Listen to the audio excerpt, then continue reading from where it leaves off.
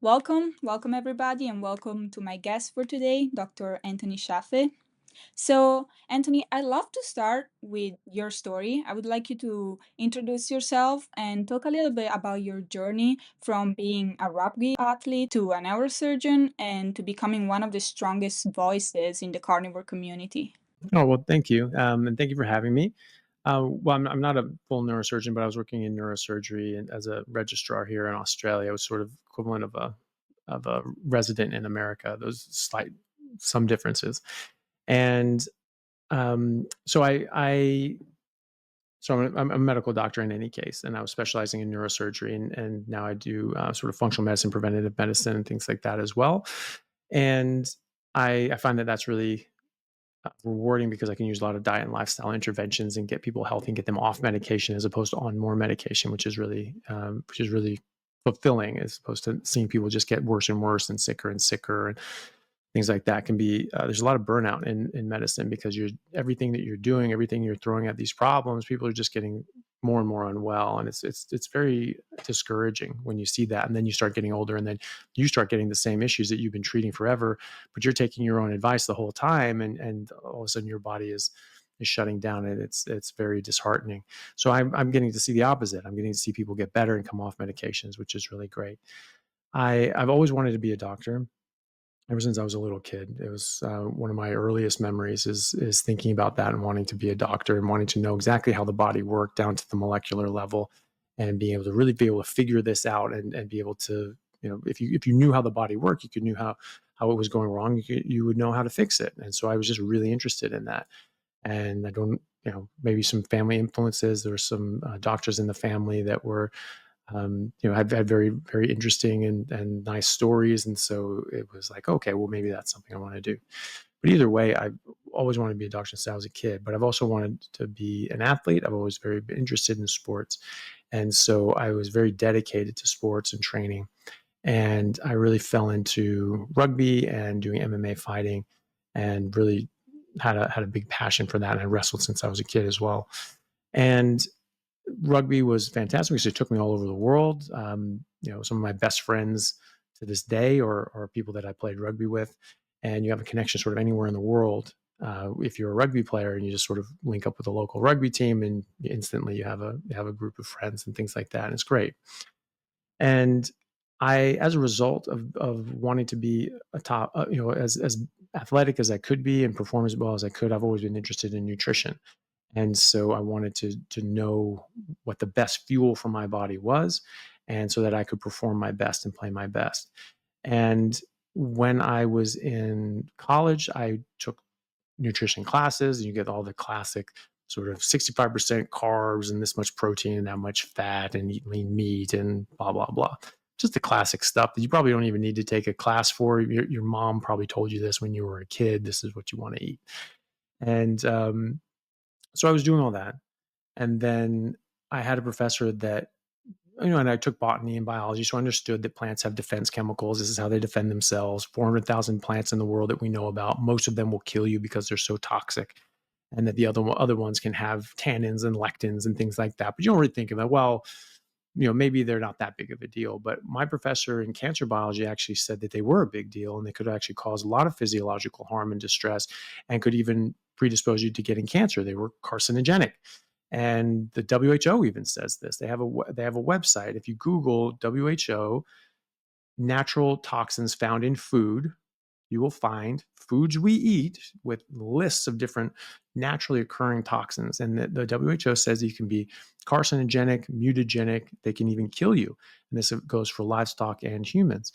And so we were sort of taken aback by that, but he was saying that actually these can be quite toxic, that they're defending themselves naturally. They don't want you to eat them, and they will defend themselves to the death if necessary. And so we were very blown away by this, but he gave us this list of produce items, fruits, vegetables, grains, etc., that had a number of known carcinogens next to them. Brussels sprouts had 136 known carcinogens. This is 25 years ago, so we probably discovered more. That mushrooms had over 100, that spinach, kale, lettuce, celery, cabbage, cucumber, broccoli, all the fruits, vegetables, and grains that we eat as a normal mainstay of a Western diet, which was not our traditional diet prior to agriculture, the agricultural revolution, that these all had defensive chemicals that could be carcinogenic. And we know from the work of Professor Bruce Ames from Berkeley in the late 80s, early 90s, that the natural toxins found in food were 10,000 times more abundant than the pesticides we were spraying on them, which are sprayed on them to be poisonous, and that they were hundreds of times more likely to cause cancer than the pesticides which we spray on there to be poisonous. And Professor Ames, his takeaway from this was, well, since we know fruits and vegetables are really good for you, obviously the pesticides can't be all that bad because the plants have far more toxic elements than the pesticides do. But that's assuming a fact that's not in evidence. That was not what his data showed. What his data showed was that plants have 10,000 times more toxins than the pesticides we spray on them, and they're hundreds of times more carcinogenic. And since we spray these pesticides on there to be toxic, to kill animals and insects trying to eat that plant, it's not a very safe assumption to say that I'm sure those are fine, because fruits are hundreds of times worse. That probably should tell you something about the fruits and the vegetables rather than the safety of the pesticides, because we know pesticides are harmful. So he went the other way. He said, we know fruits and vegetables are good for you, therefore pesticides can't be all that bad. And I look at it the exact opposite way. And so we were very blown away by this. We're very taken aback. And he sort of saw that look of shock and horror in our eyes. And he just sort of gave us a funny look. And he said to us that he didn't eat salads or vegetables, and he wouldn't let his kids eat salads or vegetables. And then he just said, plants are trying to kill you. They basically leave that hanging. Like, why the hell would you eat these things? They're trying to kill you. They're toxic. Like, think about it. And so that day I just said, right, forget about it. Not eating plants anymore. And I just went straight to the grocery store and I just walked around. I'm like, what the hell do I eat? Everything has plants in them. And processed foods, ready-made meals, pasta, produce, everything in that store was plants except for eggs and meat. And so I'm like, okay, eggs and meat, they don't contain plants. And that was my only litmus test. Which is like, does it have a plant in it? Not going to eat it. And so I did that for years, and I never felt better, never played better, never had better athletic performance. And I literally couldn't get tired. I got in insane shape. It was very easy. It was much easier to get into shape. It was, and then I could get in much better shape than I'd ever been in before. I got in far better shape than anybody else that I played with or against. And then I sort of slipped off of that accidentally when I was in England. I just couldn't get all the same foods that I was normally eating sort of 5 years into it. When I was playing professionally over there. And I remember just having some chicken that had some crumbs on it. And I was like, oh, well, maybe, dose makes the poison. Maybe it's not that big of a deal. But it was that big of a deal because, yes, dose makes the poison, and the dose is about that big. You don't need much of this stuff to derail your health. And I didn't feel as good. I was getting sore. I was getting little niggling injuries. I just didn't have the same energy that I normally had. I didn't feel as just athletic and full of life that I normally did. And I ended up chalking it up to age because I couldn't think of anything else, because I didn't realize how big of an impact these very few examples of plants, what they were doing to me. But at 25, I felt like a superhero. And at 25 and a half, I did not. And so I don't know what that was about. At the time, I just chalked it up to age. Years later, I came back to this. Now I've gone through medical school, continue to play rugby, but never felt the same as I did in my early 20s. And now I've been a doctor. I just got back from doing humanitarian work in Bangladesh.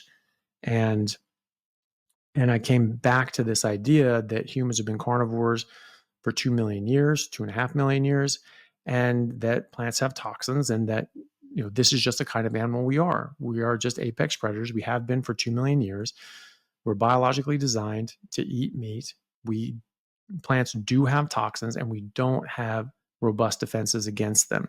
We have better defenses against some than others, but even then, these are not plants that we evolved on, because these plants didn't exist when we were evolving, because most of these are man-made. They've been hybridized, they've been bred, they've been selectively bred, they've been GMO'd, genetically altered even more recently.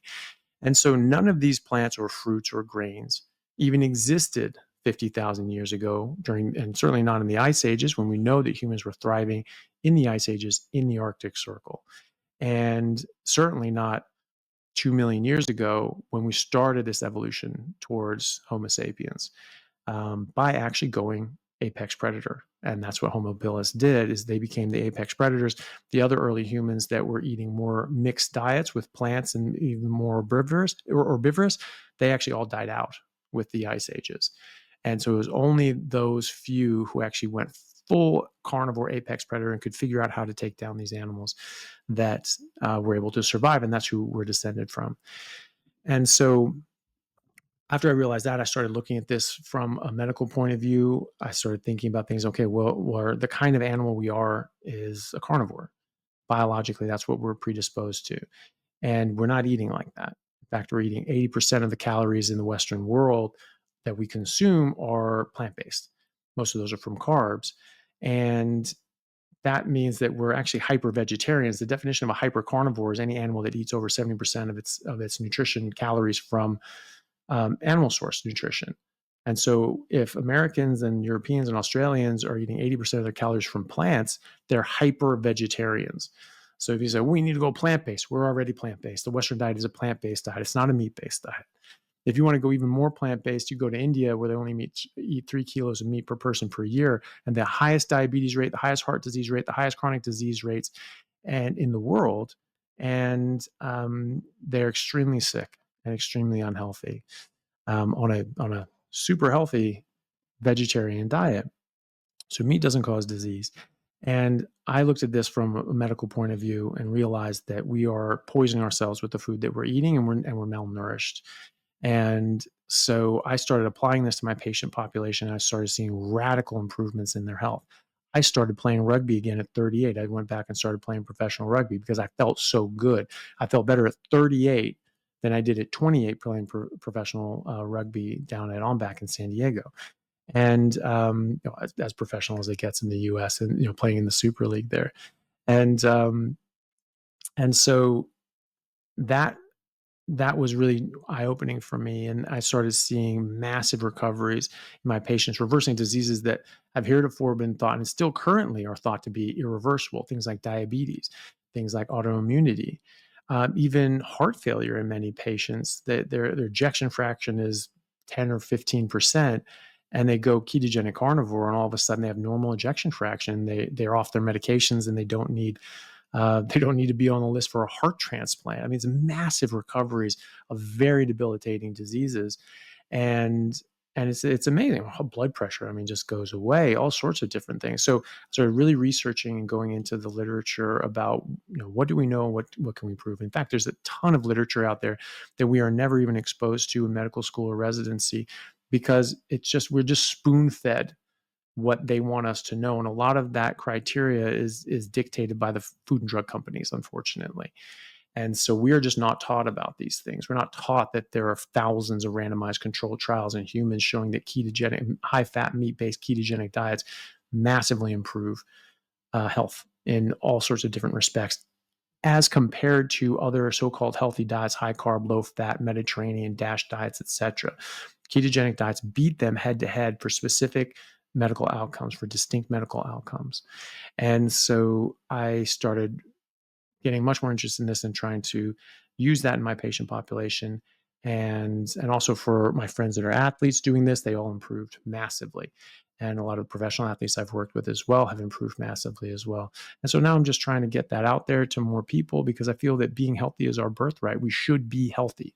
All life on earth is healthy inherently. It's just that we are doing things to ourselves that's damaging us. There's a saying, it's an old saying, that before you try to heal somebody or fix somebody or cure somebody, first ask them if they're willing to give up the thing that's making them sick. Right? So you should be healthy all the time. Most people, there can be genetic reasons that you might not be, but even very serious genetic issues where people normally would die, people are finding that they're going carnivore and they're actually living normal lives, which is absolutely incredible and should be taken very seriously because you have a genetic predisposition and you have an environmental trigger. And it turns out that eating all of these different sorts of chemicals that we're not designed for and not getting enough nutrition that's from animal sources can trigger many of these diseases. And so it's very important to get this out to as many people as possible so that they can just get back to being healthy, letting their body work the way it's designed to work, as healthy as that's going to be, and then get on with the rest of their life and not be beholden to the medical system where they have to spend thousands and even tens of thousands or hundreds of thousands of dollars a year treating diseases that don't even need to exist because they aren't diseases. They are malnutrition and toxicities, and you get rid of the toxicities and you increase your nutrient content. You can just be healthy for for most people on earth. Awesome, awesome. Well, your journey is amazing, and I love how you being a doctor, you're trying to help people fix the root cause, and I love how you're not just trying to push them pills and like, I don't know, insulin or statins or all of those treatments that don't actually correct the root cause. So, yeah, I love that you care for the health of your patient, and I love the work that you're doing, pushing all of this information out for free and coming on podcasts. So, that's awesome. Yeah, well, thank you. No, I thank you. I appreciate it. So the first question I have for you is for someone that is completely new to all of this information, how would you explain the carnivore diet and why do you believe this is the optimal human diet? Well, the carnivore diet, is the optimal human diet, and then we look at that from anthropological, paleoanthropological records with things called the stable isotope research. We can actually see what, based on the different isotopes that are in the bones, we can see what people are eating. It's called a trophic level, see how far up the food chain they were. And we find that humans were more carnivorous than even lions, hyenas, foxes, and wolves alive at the same time in the same area. So we have been hyper carnivores and apex predators for over 2 million years. We can eat some plants, some more safely than others. But by cooking them, fermenting them, preparing them in different ways, we can lower some of that toxic load. And make them more safe and give us more of a survival advantage if food is scarce. Okay, so that's good. It's good that we have that robust nature. Lions, they run out of meat, they starve to death, they die, right? So we are not in that camp. We can survive on other things. But the simple fact that we have to ferment, we have to soak and boil and cook and soak in lye and ash and clay and all these different sorts of things to sap out some of these toxins that we can't contend with and open up the bioavailability, because some of the ways that plants defend themselves is by locking up their nutrients in ways that doesn't allow us to access them because we don't have the enzymes to break them down, and we don't have the enzymes to break down certain toxins. We get sick from them.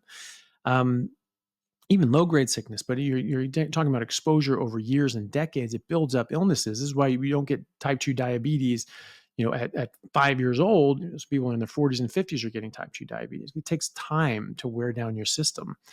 And so, but slow poison is still poison.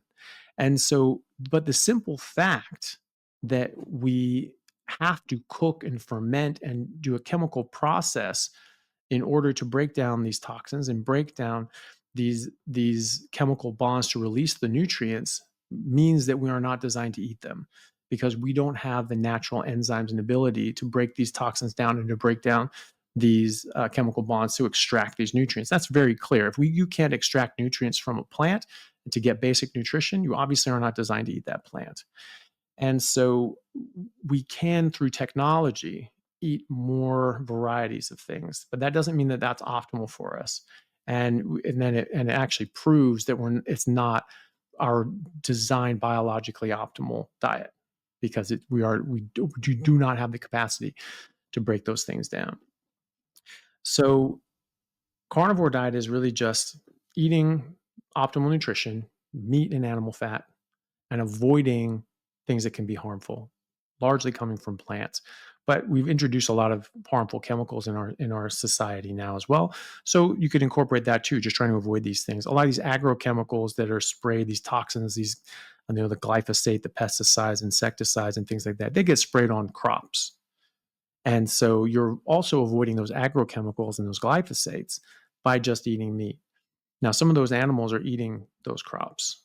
And that's why people often find that they do better with ruminant meat, red meat, and water versus pork and chicken and even farmed fish, because they don't have the non-ruminant animals, things like pigs and chickens.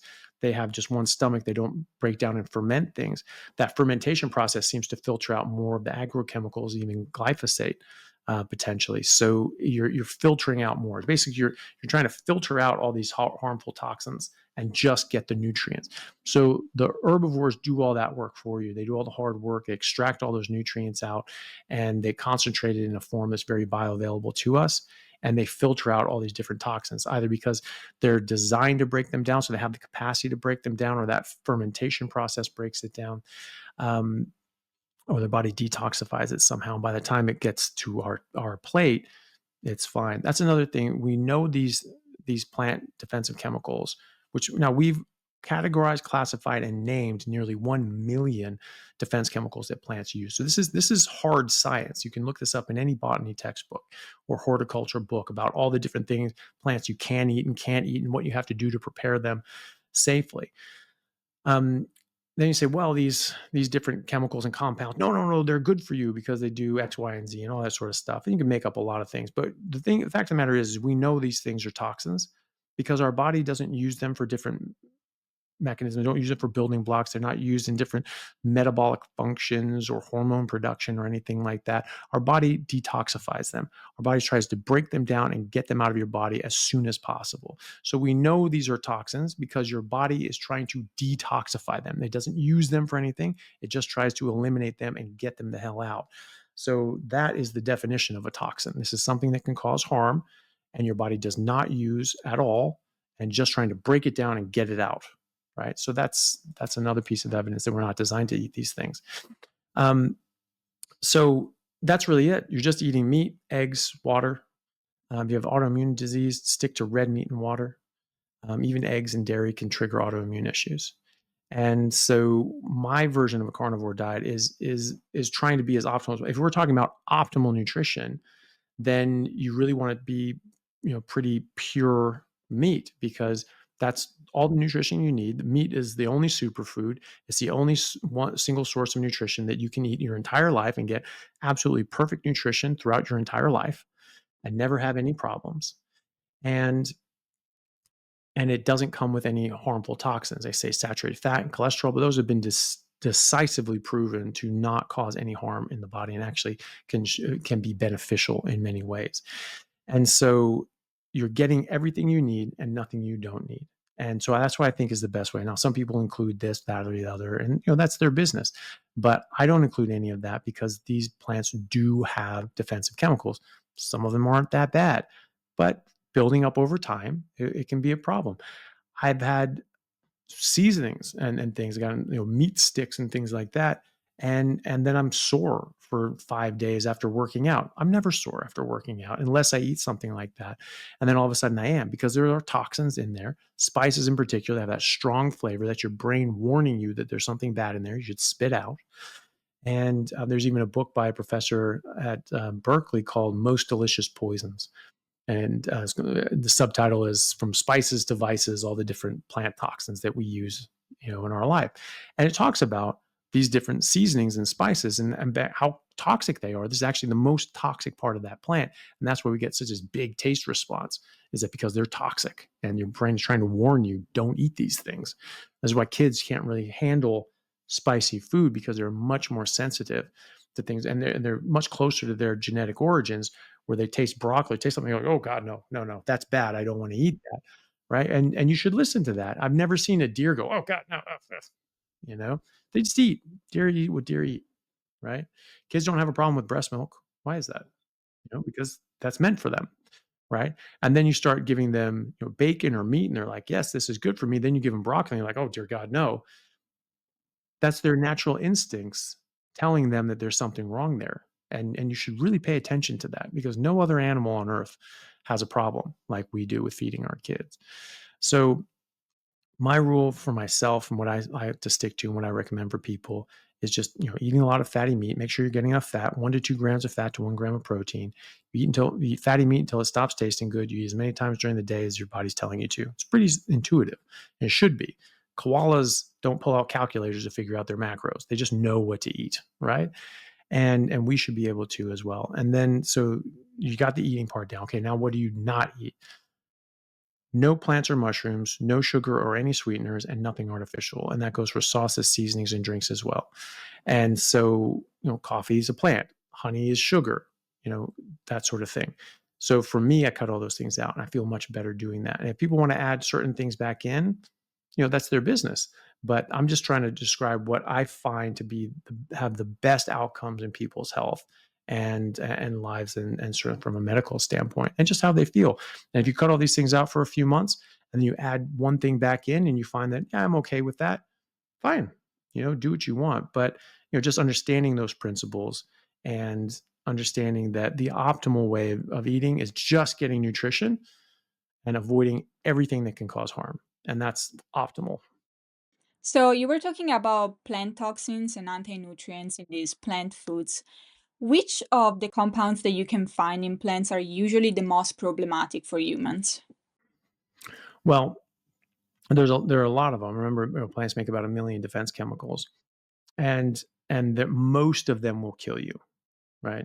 Because there are about 400,000 known plants in the world, and most of those will kill you if you eat them, even a small amount. Like water hemlock, North American water hemlock will cause intractable seizures because they block the GABA receptors in the brain, and so your brain cannot settle down. It has massive seizures that you cannot stop, and you're dead within 1 or 2 minutes, right? So even half a leaf of North American water hemlock has been known to kill adults. And kids chewing on the stems or putting them in the mouth have actually caused serious harm and even death. So those ones would obviously be the worst, and so those would be considered the inedible plants. But really, what we're talking about is the edible plants. Okay, what about the things that we do eat? And there are some that we can eat safer than others. Some are able to be denatured, so different lectins. I'd say that quite often lectins cause a larger burden of harm than a lot of other things. Lectins are a defense chemical that is a protein with a carbohydrate substructure that basically can bind to all the different sort of surface markers on our cells, bind to them, stick to them, and damage them, and elicit immune responses that we call autoimmune diseases. And that's actually been argued since the early 90s. There's a paper by Dr. Fried, F-R-E-E-D, in 1991, who argued that you can't actually explain these so-called autoimmune diseases by the body attacking itself. And that's actually true. I agree with that. And but all of these problems can be satisfied by the known consequences of plant lectins in the body. And so the treatment for autoimmunity in the 1800s was just a meat and water diet. You remove all these plants and things like that. And Dr. J.H. Salisbury first figured that out. He did a 30-year research project into optimal nutrition for human beings, and he wrote a book called The Relation of Alimentation and Disease. So the relationship between what we eat and the diseases we get. And he argued that eating different sorts of plants and different sorts of things would actually cause different issues, dysbiosis, and some sort of toxic buildup, and these were causing all of these diseases. You just eliminate them and take them away. And I totally agree with that. And so now we're still seeing that. We're seeing that he didn't know about lectins and all the different sorts of different defense chemicals and things like that. But we're sort of learning about them now. And while you can cook and denature a lot of these lectins, they don't all go away. Gluten is a lectin, wheat germ agglutinin, and that causes celiac disease, which is considered an autoimmune disease. But it's called a gluten-mediated autoimmune disease because when the gluten, the lectin, goes in, it sort of attacks and sticks to your intestinal cells. They're called villi, and you have microvilli that come on there, and they stick to them and they clump them up together. So they're called the agglutinins. All lectins are agglutinin. They call it agglutination, which means cells sticking and clumping together. So like hemagglutinin, wheat germ agglutinin, these sorts of things. So they cause cells to stick together and clump up. So you can't have these things out there just collecting nutrients. They're all stuck together. So it's going to reduce your nutrition and absorption. You're going to get malabsorption. So in some unlucky few, the immune system then attacks that and damages those villi and microvilli because they're going after the lectins, but it damages your body in the crossfire because these things are stuck to your body, and so your cells are getting hit in the crossfire like casualties of war, civilian casualties. And the thing is, when you stop eating gluten, those problems go away. The damage stops, and the gut completely heals within 4 to 6 weeks, even though the antibodies for celiac stay elevated for 3 years after your last exposure to gluten. And then, but they're slowly coming down, slowly coming down, slowly coming down. But if you have gluten again, they'll spike up again. And then they'll slowly come down and slowly come down. And then they'll spike up again if you have gluten. So that's obviously reacting to the gluten. It's not responding to your body because your body's still there. Those are obviously not autoimmune antibodies. Those are not antibodies that are attacking yourself. Your body actually can't attack itself. And I have a whole video on this called Rethinking Autoimmune Disease on YouTube that I gave at a medical conference, a lecture I gave at a medical conference. And so um, lectins cause a huge burden of disease. And these can get in our system. They can cause leaky gut. They can allow these lectins into the rest of our body. And then those lectins can bind to all sorts of different tissue in the body. And sometimes they will have this immune response, and we call that autoimmunity. When you remove the lectins and you remove plants in general, potentially removing that glyphosate, which has a strong correlation with autoimmune disease as well. But we had autoimmune disease for centuries before glyphosate existed. So that's not the only cause. People blame seed oils, and seed oils are bad, but we had all these diseases for centuries and millennia before seed oils came in, and we used ketogenic diets 150 years before seed oils existed to cure diabetes. So people say, no, diabetes is only caused by seed oils. No, that's not true. We were treating diabetes since ancient Egypt. We were named it diabetes in 200 BC, and we were curing it with ketogenic diets, just removing carbohydrates since the late 1700s, eating mostly meat. And then Salisbury was curing people with autoimmunity and all these other sorts of things in the late 1800s before seed oils came on the market by putting people on a beef and water diet. So a lot of these things have to do with yes, carbohydrates, deranging our metabolism, but that's a major driver of disease as well. But I think as far as plant toxins are concerned, lectins are a big problem. They can cause malnutrition, they can cause malabsorption, they can damage and bind to the gut to globally reduce your absorption of any nutrients, and then they get into your body and they attack and damage your body. And this can elicit autoimmune issues. And so that causes a huge burden of disease. And when you eliminate these lectins and plant toxins, autoimmunity basically goes away. And for most people, I've seen dramatic results with autoimmunity. It's pretty remarkable. And so, but there's a lot of other things, and the lectins come with other things as well. So you're not going to just get one. And even the lectins, a lot of these things are found in beans and seeds, legumes, nuts, because the seeds are a plant's baby, and that everything protects its baby more than anything. So this is where you typically find the highest concentration of toxins, and you'll find a high concentration of lectins. And this is why most beans are actually inedible. We've just made them edible through technology. So red kidney beans, you have to soak them and boil the hell out of them. And without that, they can be very toxic. And the WHO on that website I mentioned, they even say in the lectins section that as little as 5 red kidney beans, uncooked or undercooked, have actually put people in the hospital, right? So that's very toxic, right? And we eat these things, right? But if you don't cook them properly, you can get very sick. In Japan, there was a cooking show, and they said, oh, we're going to cook these beans in this way. And I don't know if they described it poorly or what they did, but I think something like thousands of people got sick and hundreds of people had to go to the hospital because they didn't prepare these beans properly. And they just sell this at the store, right? So those can be very toxic. So the lectins can be very, very toxic. They can kill you. Actually, the most toxic substance that exists on Earth that we know of is a lectin. It's called ricin, and it's used in assassinations and things like that. It comes from a castor bean, and the sort of the shell underneath the shell is sort of a skin around the bean, and that's very toxic. You have to take that skin off, and that has ricin in it. And so that ricin, when purified and things like that, is one of the most deadly chemicals in that we know of. And I think it's as little as 1 microgram per kilogram is enough to kill basically any animal. So, and that's a lectin.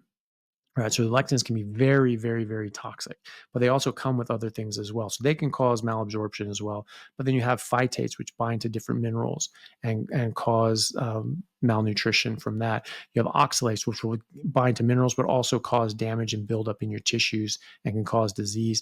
Actor Liam Hemsworth actually put himself in the hospital with acute oxalate poisoning a few years ago from drinking spinach smoothies every morning for 3 weeks. And spinach has a lot of oxalates in the form of oxalic acid, which is really nasty, caustic stuff. And we're eating this stuff, right?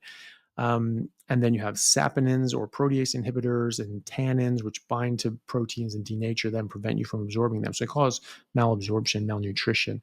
And I've seen this in patients where most people are very deficient in these nutrients, and maybe they're not eating enough of these nutrients, but they're also eating it with anti-nutrients. That's another way that plants defend themselves. And I think that's a major way that plants defend themselves, is the anti-nutrient effect. Because if you can't get enough nutrients from your food, you will not thrive, you will not be healthy, you will not do well.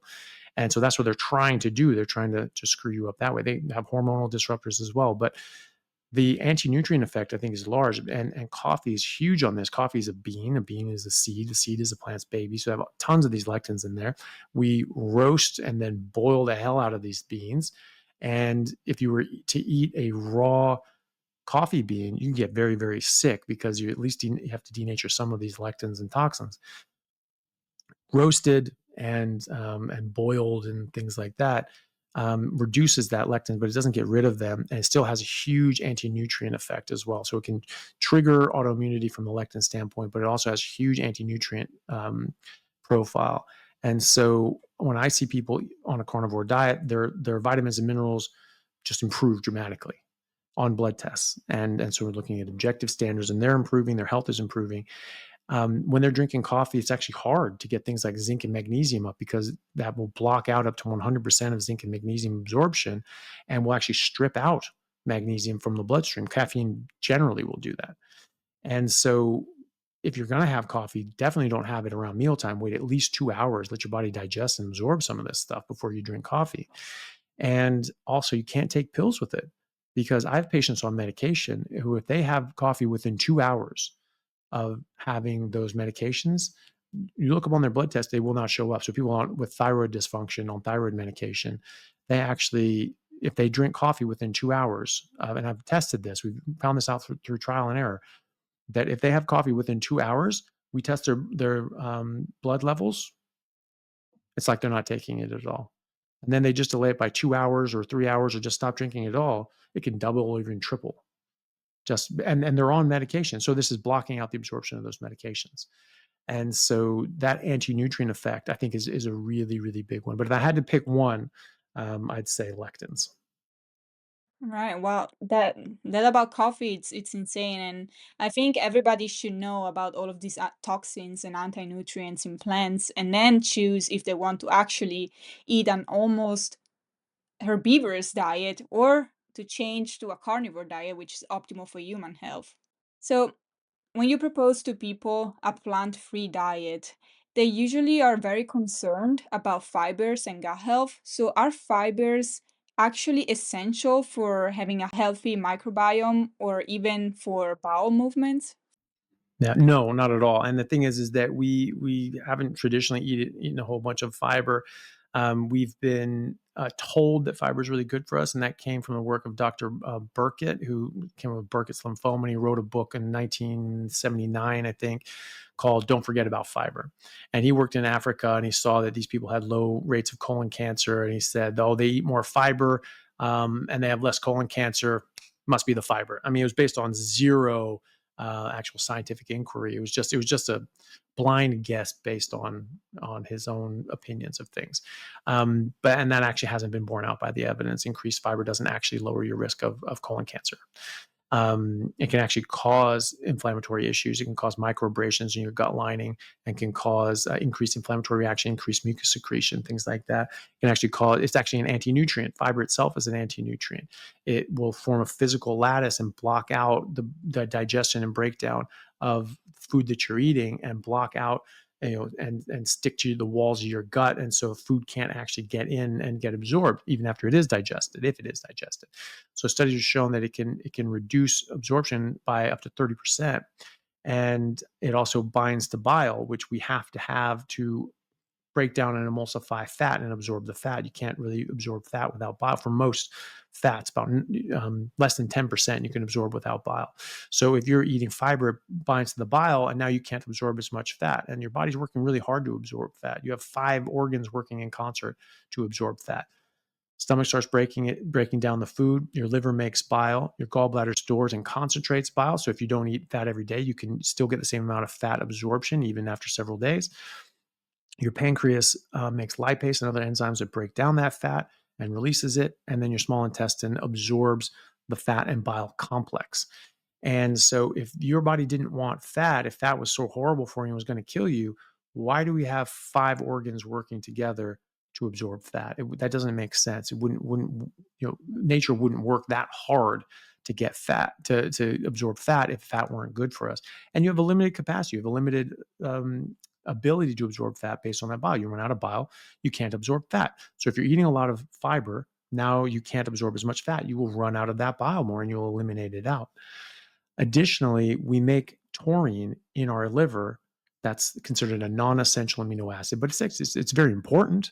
It just means we don't need to get it from our diet. Well, some people do. Some people have a higher demand, and studies have shown that higher taurine intake dietarily actually improves health. Taurine only comes from meat, and uncooked meat or less cooked meat is preferable. But we make it in our liver that gets expressed in our bile, and we absorb that when we eat fat. So if we're eating more fiber, then that's actually going to bind to the bile and strip it out, and you're going to lose the taurine at the same time. So even just eating fiber, you can actually become taurine deficient. Even before we talk about the 30% reduction in absorption otherwise. I mean, this is some of the benefits they say that fiber has, because it says, well, diabetics, when they're eating more fiber for the same carbohydrate and other things, just adding in fiber, that actually reduces their blood sugar. How does it do that? Well, it blocks 30% of the absorption of carbohydrates. So, fun fact, you can just reduce your carbohydrate consumption by 30% and get the exact same result, or just eliminate carbohydrates completely and just not have diabetes at all. But that's how that works. And if you're not eating things that are harmful, like sugar and carbs and plant toxins and things like that, then you don't actually want to block out the absorption of the food that you're eating. You want to absorb all of it. And so that's going to be detrimental. Now, no one ever proved that we needed fiber. There are many tribes and peoples since time immemorial that have never eaten fiber. The Inuit, for example, they live in the Arctic Circle. There's no fiber. They're living on ice floes and things like that. They're just eating meat. And so, while they were eating the stomachs, that's just you saying that. That's not actually what they did. And a lot of times they ate seals and whales and fish, which are carnivores. And so if you're eating their stomach contents, you're eating other fish and seals and things like that. Polar bears, they'd eat those too. So they're not getting fiber, they're not having problems. And you look at the gut microbiome of the Inuit when they're eating their traditional diet. And there's a lot of things that influence the microbiome. But when they're eating their traditional diet, they actually found they have very diverse and healthy microbiomes, right? So we don't know enough about the microbiome to really make definitive statements. And we certainly don't know enough about how to manipulate the microbiome to make definitive statements. In fact, a lot of these companies say, okay, well, here's your microbiome. Yeah, it's okay. It's not great. But what you need to do is you need to eat more fiber and eat less red meat. And what people are doing is they're doing the exact opposite. They're cutting out all fiber in all plants and only eating red meat. And then 3 months later, their microbiome actually improves. And say, oh, great, good job. You listened to us. No, we didn't.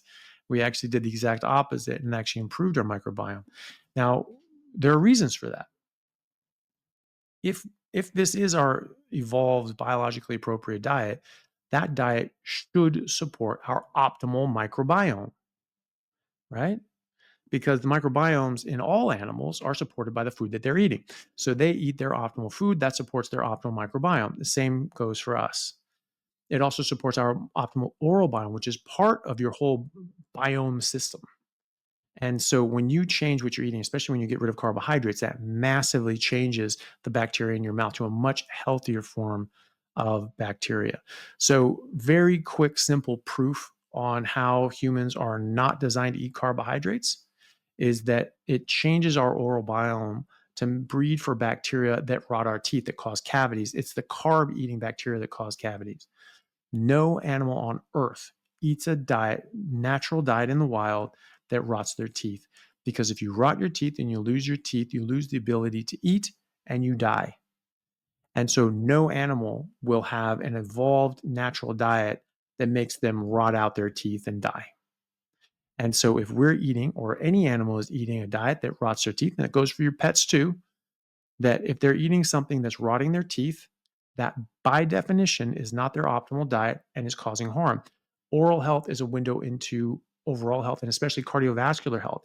And we get some of these oral biomes that are perpetuated by carbohydrates and sugar that actually show up in arterial plaques, that show up in glioblastoma brain tumors, that show up in Alzheimer's and Parkinson's and things like that in biopsies of the brain. So these could be actually causing direct harm to the body. Eating carbohydrates, eating fibers precipitates and breeds for those sorts of things. So no animal on this earth will will eat something that rots their teeth naturally. So that's proof that that's not our natural diet, and that changes our oral biome. So when we go back to just eating meat, it goes back, and now we have a healthier oral biome. We don't get cavities. Everything you eat, you're chewing up in your mouth, and that bacteria is getting into the food, and you swallow that. And that food bolus can act like a Trojan horse, and some of those bacteria stuffed in the inside. Some of those will get through. Some of them won't. If you just eat yogurt or probiotics, studies have shown they actually just die in your stomach acid. But eating it in a bolus of food, I mean, unless you're disinfecting your mouth with Listerine and things like that, which isn't a great idea, I don't think, because you actually want those. You want the healthy bacteria. It's just all these people. There's dentists now painting kids' teeth with iodine, like disinfecting it, like they're going into surgery or something like that. Do whales do that? Do koalas do that? Do lions have to do that? No animal has to do that. So if we're doing that, we're doing something wrong. And so those bacteria from your mouth are actually getting through down to your microbiome. And so I think that's where those bacteria are coming from. So you have a mouthful of probiotics all the time. You don't need to buy them. You don't need to waste your money on those sorts of things. As long as you're eating the right thing, you'll have the right oral biome, and that will seed your microbiome. And so you don't need fiber for that. You definitely don't need fiber for that. And in fact, in a lot of cases, you don't want fiber because it causes all those other problems as well. It also causes methane buildup because the bacteria start working on the fiber and secrete methane, which causes bloating and gas and discomfort. It also slows down the peristalsis. So it actually slows down your gut motility. And studies have actually shown, randomized controlled trials have actually shown that more fiber equals slower transit period. So it actually slows down, causes constipation, and causes increased symptoms with constipation and symptomatic, bloating, fissures, all these other sorts of things. And that reducing fiber improves these things, and eliminating fiber actually eliminated all problems in that study for those people that did that. So fiber can actually be harmful. Another argument that people say is that, well, the fiber starts getting broken down into short chain fatty acids, not much, but a little bit, and that gets turned into butyrate, which is a ketone product, and that feeds your intestinal cells. But when you're in ketosis, the main ketone body that you make is beta hydroxybutyrate. So it's the same thing. Your cells use that, and that's true because the thing is your body actually prefers ketones. And when you have ketones available and glucose available, most of your body will only run on those ketones, right? It's only when you don't have enough ketones you start filling the gap with glucose. And so your intestinal cells can still run on glucose because people that don't eat fiber and aren't in ketosis, eating junk food, their gut cells aren't dying. They aren't having massive intestinal failures or anything like that without fiber. And but they do prefer those ketone bodies. If you're in ketosis, you're going to get more of those through your bloodstream. But if you're also eating protein, you still get those short chain fatty acids because your microbiome is now geared up to eat proteins and things like that. And so various amino acids can actually be broken down into short chain fatty acids and turn into butyrate as well. So you don't need the fiber from that standpoint either. Awesome. Well, that was a very comprehensive answer. And Mhm. I actually am a living proof of this because I Mm. suffered from extreme bloating. I'm talking every single day, 24/7. I looked pregnant, and I was eating a diet very, very high in fibers, like any type of raw vegetables, cooked vegetables, but also a lot of grains, Mm. like high fiber grains. And I was trying to solve this problem. I had bloating and I had constipation for almost Mm. 2 years. And so I was feeling terrible. I went to the doctor and they gave me all kinds of fiber supplements. You know, those fibers Yeah. that are soluble in water and then they become like a gelatin that Mhm. those type of supplements made it worse, like 10 times worse. And the only way I solved this problem was when I transitioned to a plant-free diet. So I wasn't eating any Mhm. more vegetables, fruit, and grains. And in a matter of 1 or 2 weeks, I was never bloated again, and I solved my constipation problems. Oh, very good. I'm glad to hear that. So, Yeah, that's yeah, amazing. so that was insane. Yeah, you see a lot of people doing that too, and especially gut issues. I mean, because everything you eat goes through your gut, and so of course, what you eat is going to impact your gut health. And so, just making those very simple changes and then seeing those big results. I mean, that should tell you a lot about what we're eating. And if you're eating something that's causing those gut issues, causing teeth issues, you should really think long and hard about what you're eating because that does not happen to other animals eating their natural diet. So that should tell you a lot, actually. Yeah, but then, you go to your general practitioner Yeah. and he tells you, yeah, you need to eat more fibers, and you trust Hmm. this person. And so you end up having Yeah. problems for years and years and years, and then you find the carnivore diet and solve them all. Hmm. Yeah. Anyway, I would like to move the conversation more towards weight loss and management. So, when people try to lose weight, usually the recommendation is to eat in a calorie deficit. So, I want to hear your thoughts about calories and what do you recommend as an advice for people that are trying to lose weight? Well, I mean, I think thinking about things as a calorie is a pretty outdated way of thinking. Calorie is a measure of heat energy. We're not steam locomotives. We're not burning things to release calories, and that's how they were measured. They burn things and see how much energy is released. But that doesn't actually denote how much chemical energy you're going to get from something, or if your body's even going to use those for chemical energy, because the majority of the protein that we eat is not used as energy. It's used for physical structures and building blocks. And when every molecule that your DNA codes for is a string of amino acids, and so that's what those proteins get used for, is to build those proteins and amino acids in those amino acid chains from your DNA. So that they're getting used as building blocks. They're not being used as energy. They can be used as energy, but the majority of them don't get used as energy. So you can't count that in your energy equation. Um, these sorts of things work different ways. They influence hormones differently. Carbohydrates will give a big rise in your insulin. Insulin is the fat storage hormone. You cannot store fat without insulin. Um, type 1 diabetics, they don't make insulin. They could eat 50,000 calories a day. They don't put on any fat. They don't put on any weight. And in fact, there's an eating disorder with type 1 diabetics um, called diabulimia that where they just decide, okay, I want to, I'm going to a beach party this weekend and I want to look shredded. So I'm just going to stop taking insulin for 3 or 4 days and just drop 20 pounds in that time. Doesn't matter what they eat. Horribly dangerous and horribly bad for them. You can die. You can go into DKA, but people do this because it just loses so much body fat. It's so easy to lose weight. It's really bad for them, causes a lot of glycation, a lot of high blood sugar, which damages them. But people do that. And so, but that's just a demonstration of how that hormone works. And carbohydrates really raise that. And so, if you look at the other side of it, you have a tumor that secretes insulin called an insulinoma. It doesn't matter what you eat or what you don't eat. People cannot lose body fat until that tumor is taken out. Cannot. And you'll look it up, insulinoma. And so, if your insulin goes high enough, you cannot burn fat because it blocks lipolysis. And there are some things that can still access your fat, but it's very hard to access your fat with high insulin. And so you need to be able to control your insulin. And so eating different ways can control your insulin. It can control your fat storage, can control your metabolism, and control how much energy your body uses versus how much it stores. And insulin is a major part of that, but things like leptin are also important. And leptin is a satiety hormone. It tells your body how to raise or lower your metabolism, to store or use body fat and ramp up your energy usage and utilization, or not, or bring it down and increase your appetite because you need more energy, not less energy, and you need to store it. Those sorts of things. So insulin blocks leptin. Sugar blocks leptin, alcohol blocks leptin, lectins, the plant toxins, block leptin because lectins can bind to insulin receptors 5 times more tightly than insulin in some cases.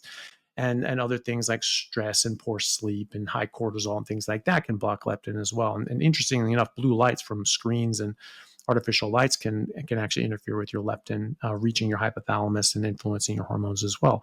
So a lot of this has to do with hormones and your hormonal signals in your body, as opposed to the amount of energy in these macros and things like that. And also, these macros work differently. Protein gives a bit of an insulin bump.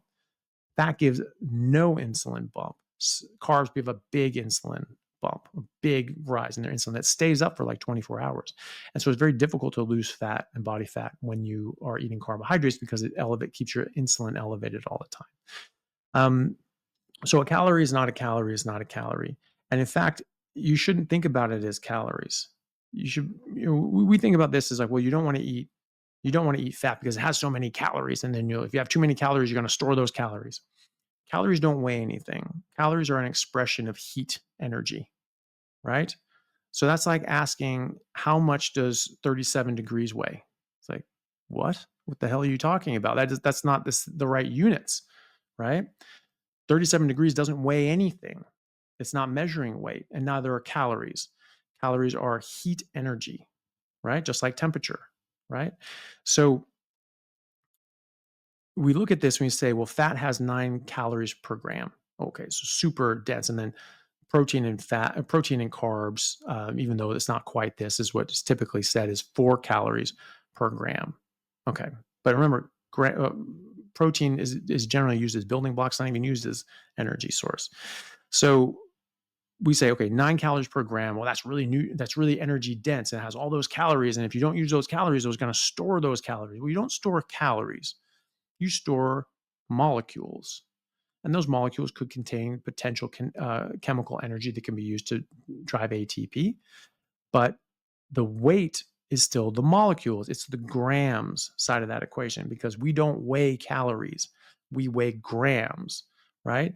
Or kilograms, as it were. And so you should flip that equation around.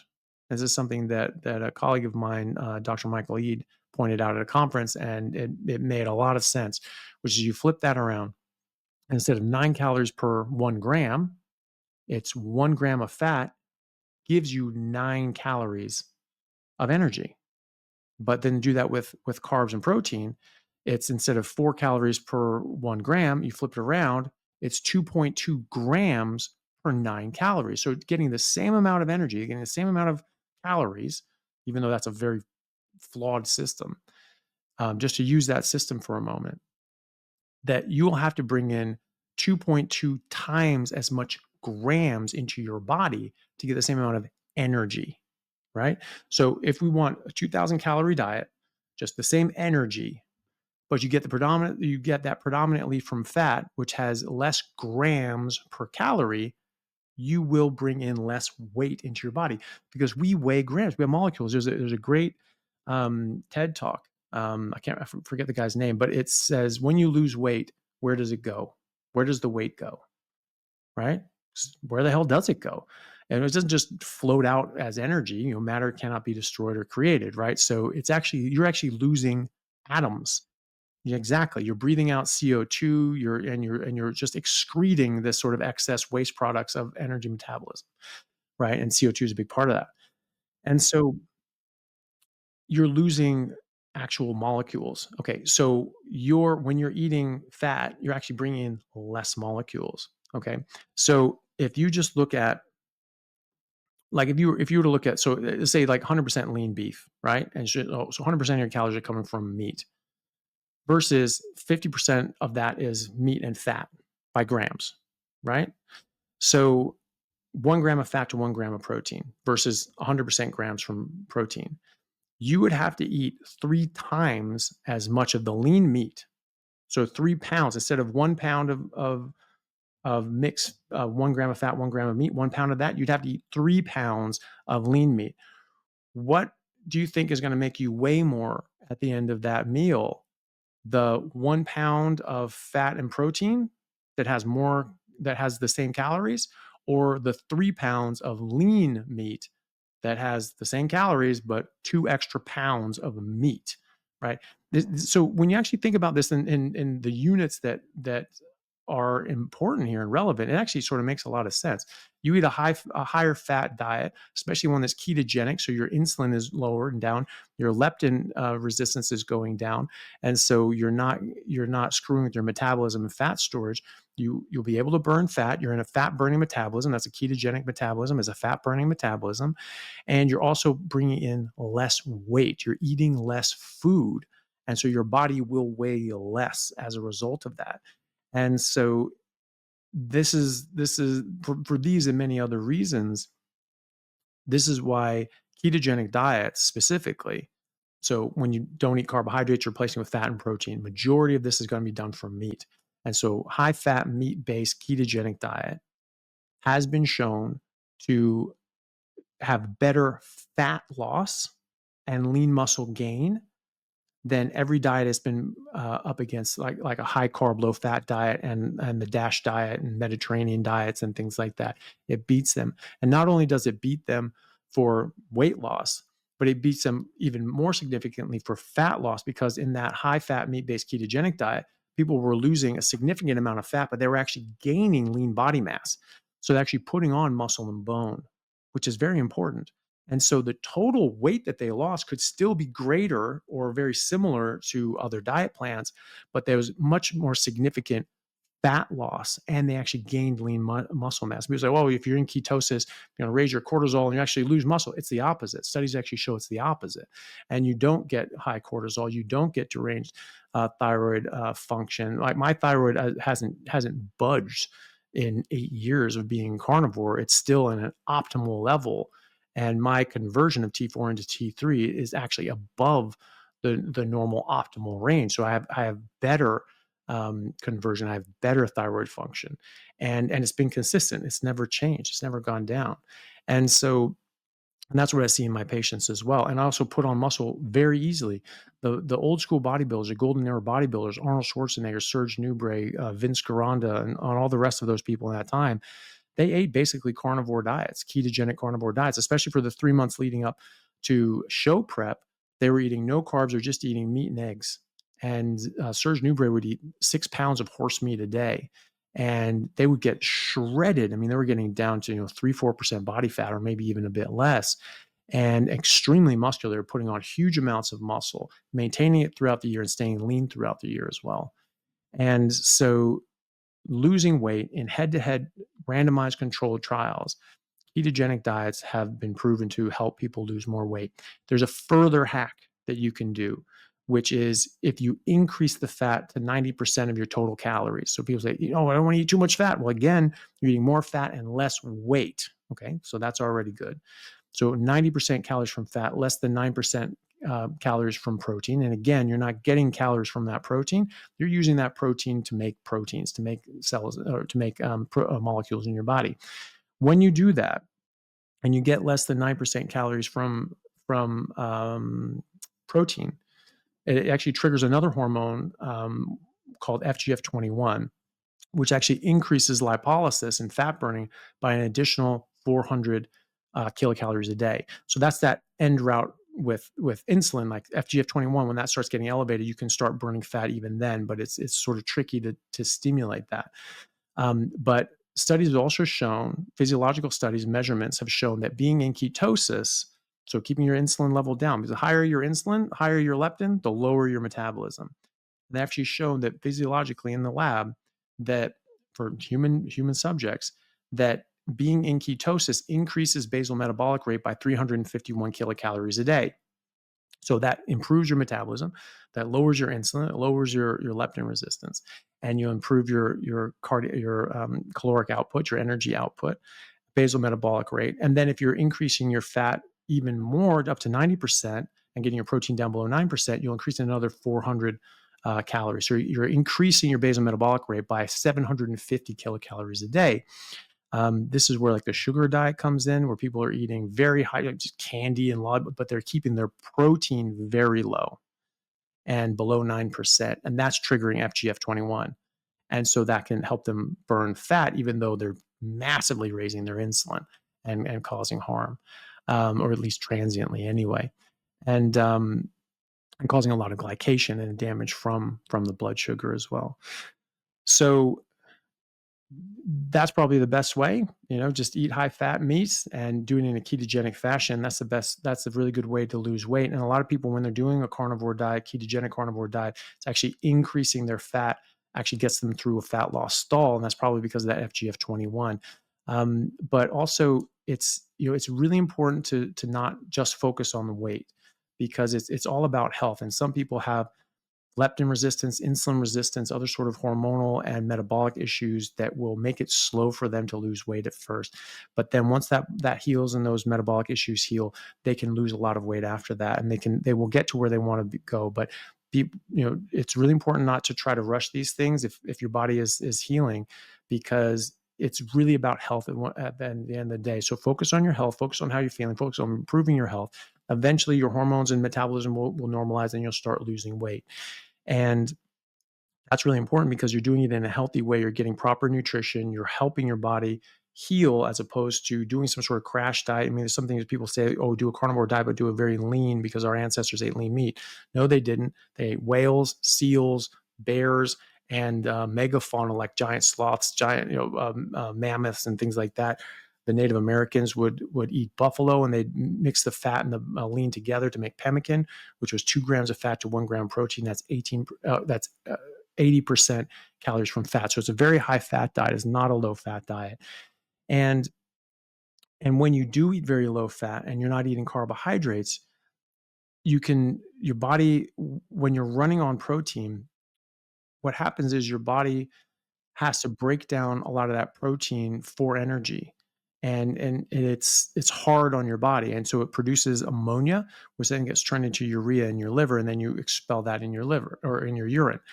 Um, if you can overwhelm your liver's ability to break down that ammonia, and so that ammonia can start getting into your system, and it actually cause toxicity, ammonia poisoning.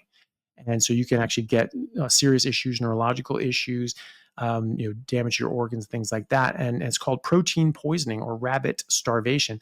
Lewis and Clark, the famous explorers that traveled west and explored, the West after we were sort of moved in from the eastern seaboard in early America. There were some of those people that actually weren't eating enough fat, and they were actually dying of protein poisoning. So that they needed the fat. It's very important. And so one of the hallmark symptoms of protein poisoning is you weight rapidly. So people are saying, okay, well, you're eating too much fat, you're not going to lose your fat or whatever, and then they're eating low fat and they're getting protein poisoning. And yeah, they lose weight, but they also lose their hair, they destroy their health, they feel awful, they have terrible energy, and they have all these problems. And they say, well, that's because you're in ketosis, and that's what ketosis does. No, it doesn't. I've been in ketosis for a decade. I've never had an issue. The Inuit have been in ketosis for thousands of generations. They've never had an issue with that. Even the National Academies of Science and the Institutes of Medicine have even declared publicly that the amount of carbohydrates you need throughout the entirety of your life is zero. And the entire populations have lived very healthily without any negative health effects, and no negative effects on their longevity, provided they had enough protein and fat. That's the key thing. So people are eating low fat, they're getting protein poisoning, then they're getting all these issues. And then people convince them that, look, this is from ketosis. You need to get out of ketosis. You need to eat carbohydrates. And then they eat carbohydrates, and now they're getting energy from something besides protein. They stop the protein poisoning. Their body's able to clear the ammonia, and then they feel better. Their hair starts growing back in, and all these other sorts of things. And they say, like, yeah, that ketosis, that'll get you. If they just added fat, they would have had the same result. In fact, they would have had a better result because they actually would have been healthy and in ketosis. So the main thing is about health, focusing on your health, doing things right the first time to give yourself, and avoiding fat actually makes you malnourished, because there are essential fatty acids and essential fat soluble vitamins that you get very sick without and you can die without. And so fat is not just an energy source. It's actually, there's a lot of nutrients there, a lot of essential nutrients that you need to get. So focus on your health first. The weight loss will happen, and it will happen better in that state when you're addressing those hormones in those ways and eating in that fashion. And you will trigger fat loss, and your body will lose weight. Most people lose a lot of weight early on, but if it doesn't happen for you, just be patient. It will happen eventually. And when in doubt, increase the fat. And so it's not about calories, it's about mass of the food that you Mhm. ingest, and it's about regulating Mhm. hormones, especially insulin, which is major fat storing Yeah. hormone, and carbohydrates will rise insulin very quickly, and so that causes you to gain weight. So if you Hmm. cut the carbs, then it's probably easier to lose the weight. And then other hormones like ghrelin and leptin, which Hmm. are the hunger signals. And yeah, I wanted to say that I was preparing for a bodybuilding competition, and I had a Hmm. coach that gave me, the macro and the calories Hmm. that I had to follow. And I was eating for about 6 months, only around 30 grams of fat, probably all coming from peanut butter or some olive oil or Yeah. some, Yeah. even some plain foods have like 1 or 2 grams of fat. So barely zero animal fats. And I obviously had a lot of problems, and I lost my period for 2 years, Yeah. and I only got it back when I started eating a lot of animal fats and saturated fats, Hmm. healthy foods. So that was terrible. um Hmm. so I Yeah. see, like, I understand what you're explaining about eating a high fat diet.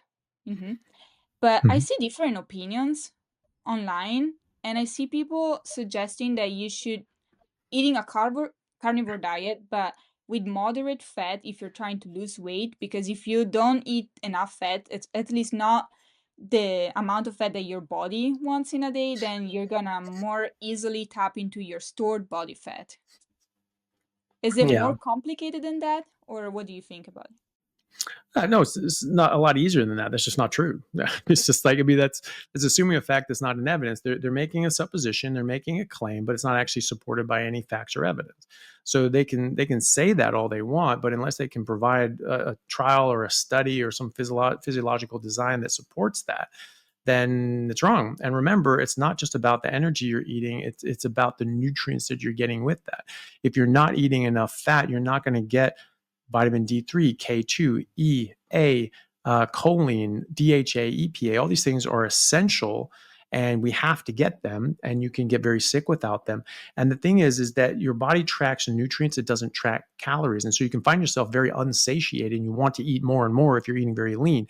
Whereas if you add in the fat, your body goes, yeah, that's it, that's enough. We don't need to eat as much. And so you will have to forcibly limit yourself on how much you eat, if you're eating other things and not eating enough fat. Fat is very satiating because your body's looking for those nutrients. The other thing is that what I've found is that a lot of people that are very malnourished, it's much more difficult for them to lose weight, because the thing is, it's not just about increasing your metabolic rate. You don't increase your metabolic rate if you don't have the substrate and the vitamins and the minerals in order to run your metabolism at a higher rate.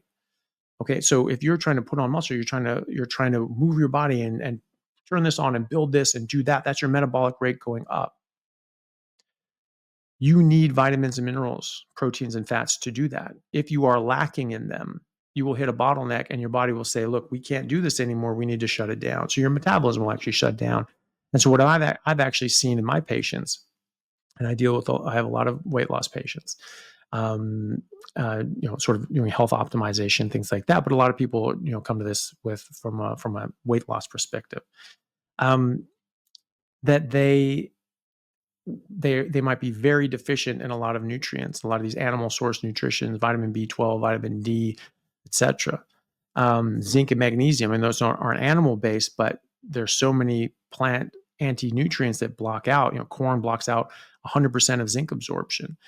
Black beans and other legumes can block out 75 to 100% of zinc absorption. So most people are low on zinc and magnesium and these other sorts of things.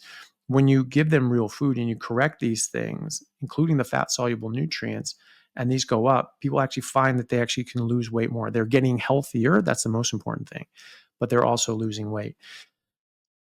It's much more important to deal with your hormones and your insulin and your leptin and those sorts of things. And when you eat in this way, you eat a high fat, meat based ketogenic diet, your insulin will come down and your leptin will come down, absolutely. And then when that comes down enough, weight comes off without a problem. And so yes, there are ways to game the system and force your body to lose weight in an unhealthy manner, like eating less fat and causing protein poisoning, but that's not actually good for your health. And so that's what they're finding. It's not that they're eating less fat and so their body's using their fat instead of the fat you eat. No, your body's going to prioritize the fat in your fat anyway. But you still need these nutrients. You still need a certain amount. And sometimes you might find when people are losing weight, they start eating and it doesn't taste good. So I said, eat fatty meat until it stops tasting good. If bite number one doesn't taste good, you're done, right? So you may be that your body tells you, no, we're fine today. Don't worry about it. And that happens. I experienced that when I was losing weight. I did like 6 hours of working out. I was in the gym for 3 hours. I was at rugby for 3 hours. Came home. It's like 10 o'clock at night. I'm like, oh, I should eat a steak I haven't eaten today. So I'm going to eat a big steak, and tomorrow I'm going to have another big 6-hour workout. And everything in me was like, don't do it. That sounds awful.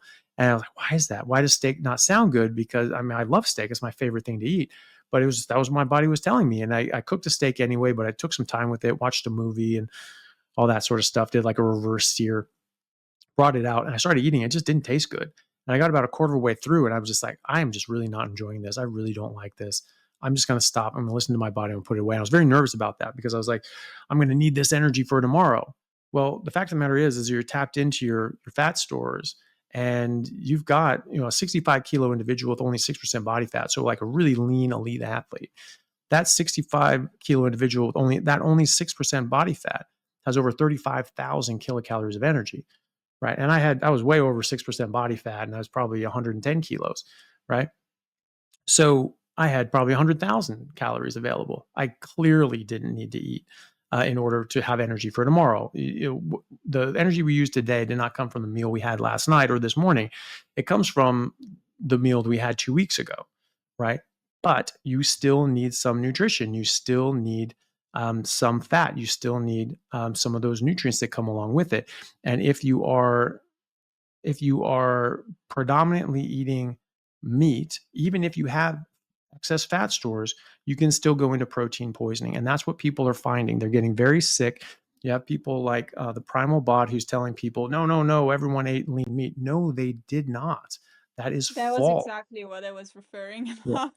she's got that wrong. And she doesn't have a background in this. Neither does her husband. Her husband writes all her scripts, apparently. They're in this for a business angle. They're trying to do a product to say, hey, lose a whole bunch of weight really quickly. They don't care what the end result is. They don't care what people's health are at the end of it. And they misunderstand what is actually happening here. I have spoken to a lot of people that have taken their course. I mean, first of all, they charge thousands of dollars. They charge like $2,000 for a 3-month course. And they basically tell them to limit your calories. They give them sort of a meal plan. It's basically less than 1,000 calories a day, very low fat. And these people, a lot of people are getting sick. They're losing their hair. They have terrible energy. Their blood markers are getting all screwed up. Their health is getting impacted very negatively. Yeah, they lose weight because they're getting protein poisoning, and they're getting very sick as a result of that. And then people are saying, oh, that's ketogenesis. Ketosis is bad for you. Eat more carbs. And so you get these people that are stuck in here. They don't really know who to believe, and they have this very provocative and persuasive marketing from people like Primal Bod and elsewhere who are just trying to get money. And they charge $2,000 for these programs, and they say that they've treated over 5,000 people in these programs. That's $10 million that they've taken out of people. So this is that's what this is to them. They're trying to make money. I don't charge anything close to that. And a lot of the advice that she gives are taken directly from people like myself and others who have actually researched this. And they're taking this and they're selling it to you for $2,000 where we're providing it for free. That's pretty nasty. I don't approve of that. And I tried to engage with them, and who knows who runs her Instagram account. But she had these posts saying, oh, you have to eat lean meat and all that sort of stuff because our ancestors would have eaten lean meat. And I just pointed out, like, no, that's actually not true. And, pointed out all these other points. And they restricted me and blocked me from commenting or sending messages. And they said, oh, well, we find that this and this, and we've worked with over 5,000 people. Well, great. I've worked with over 10,000 people, and I'm an actual medical doctor. And I see people from a medical point of view, not just a crash weight loss point of view. Right. And so I'm dealing with them after effect because I'm following these people for 5, 6, 7 years now. And I'm actually seeing what works in the long run, not just steal $2,000 from them, give them protein poisoning, crash them. I mean, you want to lose weight, give yourself cholera. You'll lose weight. You lose like 30 pounds in a week. No problem, right? That's not healthy, right? So it's not about weight loss. It's about health gain. And you can absolutely lose just as much weight. It might take a little longer for some people. Giving someone protein poisoning forces the issue. So most people will actually lose weight and body fat very quickly by going ketogenic carnivore. Some people won't. Some people come from different metabolic backgrounds, and it will just take longer for their bodies to heal, for the metabolism to heal, for the body to get healthy enough that they can lose weight. And so that doesn't buy the Ferrari, right? So what they want is this method that will force your weight loss. And what that is protein poisoning. So they say, just eat a whole bunch of lean meat and you will definitely lose weight. Well, you know what? If you cut off your leg, you will definitely lose weight too. Is that in your best interests? Right? No, of course it's not. Right? So, yeah, no, I have a big problem with that because I've seen a lot of people get hurt by that, and that's leading into this whole rash of people leaving carnivore because they're saying ketosis is harmful. It's not. All the long-term studies actually show that ketosis does not elevate your cortisol, does not reduce your thyroid. I see this in my patients. I'm tracking them for years. They don't have any of those issues. The Inuit don't have any of those issues. Other native populations that are carnivore never have those issues. People that walked from Asia to North America over the ice bridge in the Arctic Circle during the last ice age didn't have any of these issues. You know how I know? Because they're not dead. They actually made it over to North America, right? Over thousands of generations eating zero carbohydrates. They did not have any of these problems. If you have thyroid dysfunction as an adult or as a child, congenital thyroid hypothyroidism is called cretinism. You get very serious neurological and physical growth deformities, and you have very short stature, very low IQ, facial deformities, things like that. We're not seeing a whole bunch of skeletons and skulls with cretinistic features, right? So that didn't happen, right? Because they were only eating meat. They only had access to meat. And we see this from the stable isotope studies that they actually were only eating meat. And yet no signs of cretinism, no signs of hypothyroidism. So it's just wrong. It's not supported by the data. It's not supported by the literature. But you get people because people like Primal Bod, she's got a big account, so she reaches a lot of people, and she's making persuasive arguments because she says something in a confident way based on no facts or evidence. And she just says, oh, animals are really lean in the wild. No, they're not. They have a lot of abdominal fat. They have a lot of subcutaneous fat. It's just you trim that away. There's a lot of fat under the skin that people just throw away. There's a lot of fat around the muscles that people just throw away. The muscle bodies themselves are lean because they're not eating carbohydrates. There's no marbling, right? Which is a pathological sign, actually. It's called myosteatosis. But they have just as much, if not more, subcutaneous fat and abdominal fat. The omentum is entirely made out of fat. The mesentery is the blood supply to your intestines. That's entirely covered in fat. You have fat around your kidneys. You have fat in your retroperitoneum. You have all sorts of fat around the body. And the natives used that. And they hunted whales. They hunted seals. They hunted buffalo because the larger the animal, the more fat as a percentage of their body, right? That's why we hunted elephants and mammoths and megafauna. That's why we broke open bones and got at the marrow, which is entirely made out of fat. That's why early humans, before we had sharpened tools, we were using rocks as pound stones and breaking open the skulls of carrion animals to get at the brain, which is entirely made out of fat or predominantly made out of fat. And so the idea that our ancestors really didn't eat a lot of fat is just inaccurate, and it doesn't even hold up to the most superficial scrutiny. I mean, whales are not lean, right? Neither polar bears or seals or anything like that. They're not lean animals. And there's a lot of fat in the animal. We just have trimmed all that stuff off and thrown it away because we've been told that fat is bad for you. The healthier the animal, the more fat it's going to have on them. And that's why we went after the bigger, the stronger, the healthiest animals, because those are the ones that had the most fat, because we prized that. Again, Native Americans, 80% calories from fat. So people listen to that. Unfortunately, they get taken in by it, which is why I've had to do videos trying to counter this. because I've seen a lot of people like, oh, okay, I'm gonna cut out the fat, and all of a sudden they get sick. They've been doing carnivore for years. They've been very healthy. They've been doing great, but then they get convinced to cut out fat, and then now they get sick. And the thing is too is that a lot of these people are doing this lean carnivore diet. Then they get sick, they lose their hair, they have to get protein poisoning, all that sort of stuff. The hair loss is a common one. And this was seen, oh, ketosis made me lose my hair. No, it didn't. The protein poisoning made you lose your hair. And so when people do this, they're eating really lean, they're getting sick, they're having problems, they lose their hair, they lose weight, but they lose their health. And then now you have this rise in people saying, oh my God, carbohydrates are the way. You have to eat these things because ketosis is harmful, actually slows your metabolism down eventually. No, it speeds up your metabolism because it increases your basal metabolic rate by 351 kilocalories a day. So you can't say that it slows your metabolism when it objectively improves your metabolism. And in fact, when people eat more fat, that's why they get through a fat loss stall. So it's completely the opposite of what they're saying. And then some people are finding that they want to use a lot of dairy because, oh, dairy is carnivore. It's like, well, sure, it has a lot of really good nutrients, but the problem is it has casomorphins, which tell the baby animal to eat more and store energy so it can grow, because babies are vulnerable. They get eaten. And so they need to grow big and strong very quickly or else they get eaten. And so people start adding in more dairy, or they even start with dairy because they say, like, I don't think I can just do meat. Oh, but look at this. There's all these recipes and I can do this and I can do this and I can do this. That's not really the best way to do it, especially if you're trying to lose weight, because you get these casomorphins, you get these problems, and then all of a sudden you're putting on weight or you can't lose weight, or maybe you've been carnivore for a while and then you're starting to use dairy again and you start putting on weight.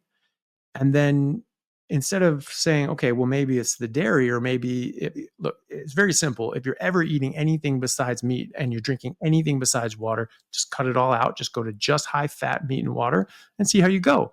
It'll probably improve things.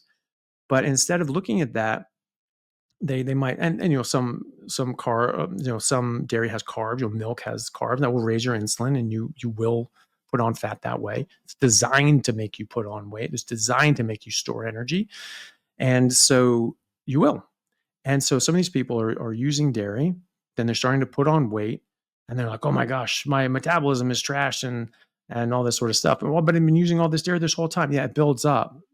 My mom eating a normal diet of just whole foods, just some rice and lean meat and veggies, which is what they're recommending you do, that, oh, this healthy whole food sort of thing, low fat, high carb, moderate protein. That's exactly what we grew up eating in my house. And that's what gave my mom diabetes at 45. It didn't happen at 13. It happened at 45. It takes years and decades to build up. So if you're having a bit of dairy, maybe that works fine, because compared to what you were doing before, this is a massive improvement in what you're eating. But eventually it builds up and you start gaining weight and having harder to lose weight, and you're having all these problems. Or you might use artificial sweeteners or something like that, or maybe something might slip back in. And instead of looking at that and seeing what else you're having besides meat and water, people say, must be ketosis slowing down my metabolism, because that's what they're told. Must be elevated cortisol. They check their cortisol, it's normal. They check their thyroid, it's normal, or even optimal. Well, it still must be doing it. Well, no, it must be slowing down your metabolism some other way. And then they add in, and then they start doing low fat, because, oh, well, maybe it's all this fat that I'm eating. And they do low fat. Then they start hurting their health, and they start getting protein poisoning. And they say, this is that damn ketosis again. And they add carbs back in, and lo and behold, they feel better because they reverse their protein poisoning. I've seen this so many times, I can't even count. And so that whole stuff with Primal Bod, that was a progenitor of this. And so her and her husband started this very incorrect misinformation that really does hurt people, and they capitalize on people's desperation to make money, and they gave them the wrong information that was actually making them sick. And this then led to, oh my gosh, ketosis is harmful, carnivore is harmful. No, that's not the right way to do it. No, you can't say people are doing it wrong. But yeah, I can. All right. Because I've been doing this for a lot longer than you, and I've treated people with it, and I know what works and I know what doesn't. You can do anything wrong. You can work out wrong. You can lift weights wrong. You can cause injuries and harm to yourself. You can train too hard. You can train too often. You won't give yourself rest periods. You can destroy your joints. You can do all sorts of things. So you can do anything wrong. You can do vegan diets better or worse. You can eat Oreo cookies and shoot heroin. Those are all vegan, right? Or you can eat a whole food vegan approach and be better off, and take supplements and all that sort of stuff and be far better off than the guy eating junk food, Doritos, Oreo cookies, and beer without taking supplements. Those are two very different circumstances. You're going to have two very different outcomes. And if you're eating a carnivore diet and you're eating very low fat, you are going to have a negative outcome. You're going to have a very different outcome than if you eat a high fat carnivore diet. If you're using dairy, you're going to have a different outcome if you're not using dairy, and so on. So of course you can do things better or worse. And just saying, no, you're not allowed to shame people saying that they're not doing it correctly.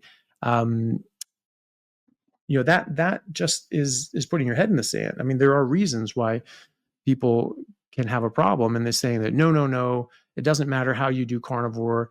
You can't say that they're doing it wrong, that ketosis is the problem and it raises your cortisol. Well, you're saying that being ketogenic is wrong. I'm saying that not eating enough fat is wrong. So obviously you get to say that someone's doing something wrong. You're saying that we're doing it wrong, right? Except that I'm having none of the problems that you're describing, and none of my patients are having any of those problems either, because I promote a very specific way of eating a carnivore diet. And so the people that I work with and that are my patients, they don't have any of those problems, And so doing that and getting that misinformation out there, I think has caused a lot of harm. And I think as now we're seeing that big knock-on effect of eating low fat, getting protein poisoning, getting sick, adding back in carbs, and thinking that was ketosis as opposed to the protein poisoning. Adding in dairy, going, oh my gosh, I'm gaining weight. It must be all this fat. Cutting out the fat, getting protein poisoning, adding back in carbs, must have been the ketosis. So that was the origin of that. And I think that has caused a huge amount of harm. And I hope that she sees that and understands that what she's doing is actually hurting people. It's not hurting her pocketbook, so she's probably not going to stop, but it is a really bad idea to follow that advice. Thank you for clarifying that for me. I wanted to ask you, I have a family member that got her gallbladder removed, and so she's a little bit afraid of eating fat now. Can someone without a gallbladder eat this type of diet? Yeah, and in fact, if they had eaten fat before, they wouldn't have had their gallbladder taken out, because you need bile, and that's the thing. Again, your body makes a specific amount of bile. That's not an accident. It's actually a very expensive nutrient to make for your body. It costs a lot. And you have 5 organs working together just to absorb fat. So you're making a specific amount of fat, and you have 5 organs working together to absorb that fat. So do you think that nature messed up and that our bodies messed up on a global scale, that our bodies have just no idea how much fat they want, and they're just making a random amount of fat to absorb a random amount of or a random amount of bile to absorb a random amount of fat? That's very unlikely. Your body doesn't do that. Your body makes things in very specific ways. It's very efficient, and it's not just going to make just an arbitrary amount of fat or make or of bile, and it's not going to just make too much bile so you absorb too much fat. That's going to cause physiological stress and harm. So again, you can't overeat fat. You should just eat fat until your body runs out of bile, and that's it. And that's how you know how much fat you're getting. That's how you know if you're eating enough fat. If you're under eating fat, you're going to get constipated, right? Or unless you get protein poisoning, then it can cause watery diarrhea. Or drinking coffee or tea or magnesium supplements and artificial sweeteners, that can cause laxative effect and cover up the fact that you're not eating enough fat. But if you eat fat until you run out of bile, that by definition is the right amount of fat. That's how much fat your body wants. And so eating low fat, I'm glad you brought that up, because that can cause other health issues like gallstones. Because when you make bile, you store it in your gallbladder. And this is in physiological textbooks that we learn in medical school, that your gallbladder concentrates that bile and can concentrate it up to 20 times more concentrated than it comes out of your liver. Now, maybe some people are predisposed to concentrating even more than that, or maybe we just, that's how much we have measured, but maybe it goes further than that. And that is because that is so important. And so as predators, we may not get a meal every day. We may not be able to get a kill every day. And so we still need to absorb the same amount of fat. We still have the same requirements for fat. whether or not we make a kill every day. So let's say we make it once a week. We need to have a week's worth of bile concentrated and stored up in our gallbladder. And then we can gorge and eat as much as we need for the week, and we can absorb all that fat. If we just had to get fat every single day and we just ran out of that bile, like you would all die. You wouldn't be able to get enough fat in the wild, because you wouldn't necessarily be, if you missed one day, you'd be knocked back.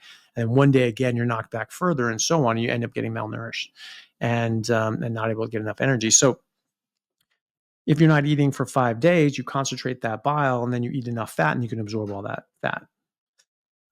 If you're not eating fat really at all, you're going to keep that bile there. It's going to keep concentrating, keep concentrating, keep concentrating, keep concentrating. And what does any hyperconcentrated solution do at rest? It forms precipitate. It forms crystals. Anybody who's taken chemistry, even high school chemistry, should know that.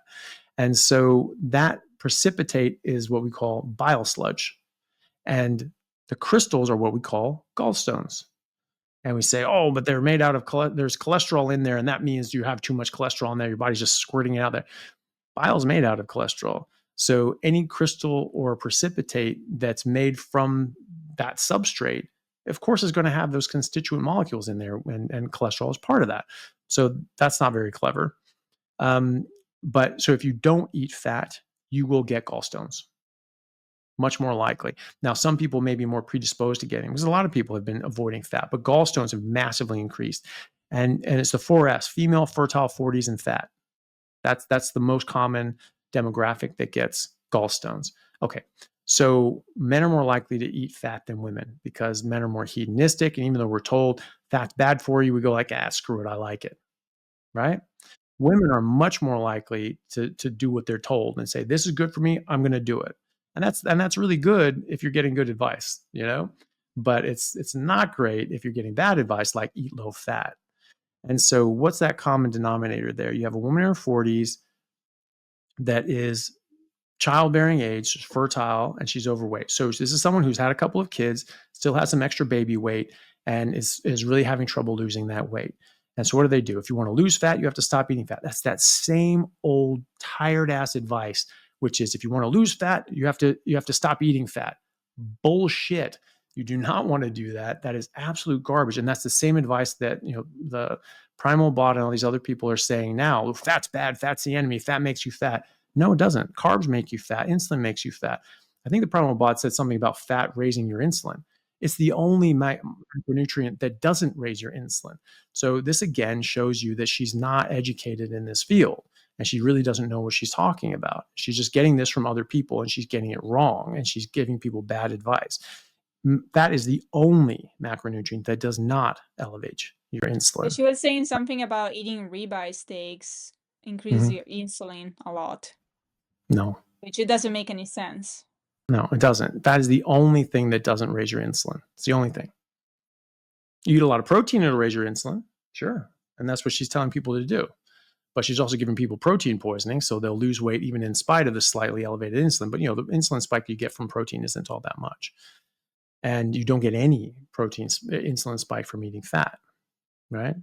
So the thing is that when you are, so it's the same old advice. If you want to lose fat, you have to stop eating fat, right? And so that's what people do. So they stop eating fat. And so women stop eating fat. And what happens? They might lose weight. They're starving themselves and all that sort of stuff.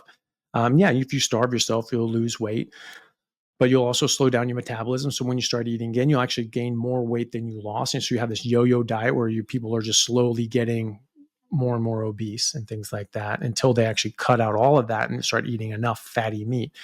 But at the time, they're told, don't eat fat, so they don't eat fat. And they lose weight because they're starving themselves and they're malnourished, which isn't a great way to lose weight. And then when they, after a few months of this, they're miserable and they're feeling depleted and they're having these cravings and their body's saying, dude, just eat this. And so they have something with fat, and all of a sudden they go, oh, and their side hurts. And they say, okay. And they go to the doctor, and the doctor says, yeah, you got gallstones. And that's because you eat too much fat, because you got gallstones, because that comes from cholesterol and things like that. And you eat too much fat, even though they haven't eaten any fat in months. And that's why they have gallstones. I've seen this in the hospital. People that have gastric sleeve or bypass surgery, things like that, they lose a lot of weight really quickly, and a majority of them will get gallstones. And there's no real reason for this. There's a lot of things that doctors say in really wishy-washy ways that basically means we have no freaking idea what's going on. And so things like, well, it seems to be that there's a metabolic change when someone, loses weight really quickly and has some physiological changes. What are those physiological changes? What are the exact mechanisms, et cetera? You don't know that. You're just using sort of big words that sound doctory, and people just take it for granted. Oh, well, there's just some changes in the processes. There might be. But what you're also doing is you're looking at a population that is really, really determined to lose weight to the extent that they're willing to mutilate their own body and internal organs in order to achieve this. And it's not necessary. It's not necessary. And it can be quite harmful. But as a result, they're told you don't eat any fat. And they've done all this surgery and they're like, okay, I'm not eating any fat. I'm going to be super strict on this diet. And they will lose weight because it forces them to starve themselves and not absorb their food properly. And so they get malnutrition and they get malnourished and they lose weight, but they're not eating any fat. And then they get gallstones because they're storing their bile and it's concentrating into stones. And there's this one lady who was there and she was very upset. And she came in, she had all the symptoms of gallstones. And she was like, no, it can't be. Absolutely not. I refuse. You need to investigate this. You need to find this out. I was like, okay. So we got her an ultrasound scan and found, gallbladder was full of stones. And we gave her the diagnosis and she just said, look, I'm going to need some time to process this because I have not eaten any fat in over 3 months. None. And so I should not have gallstones. In my head, I was thinking like, that's why you have gallstones, because that's how that organ works.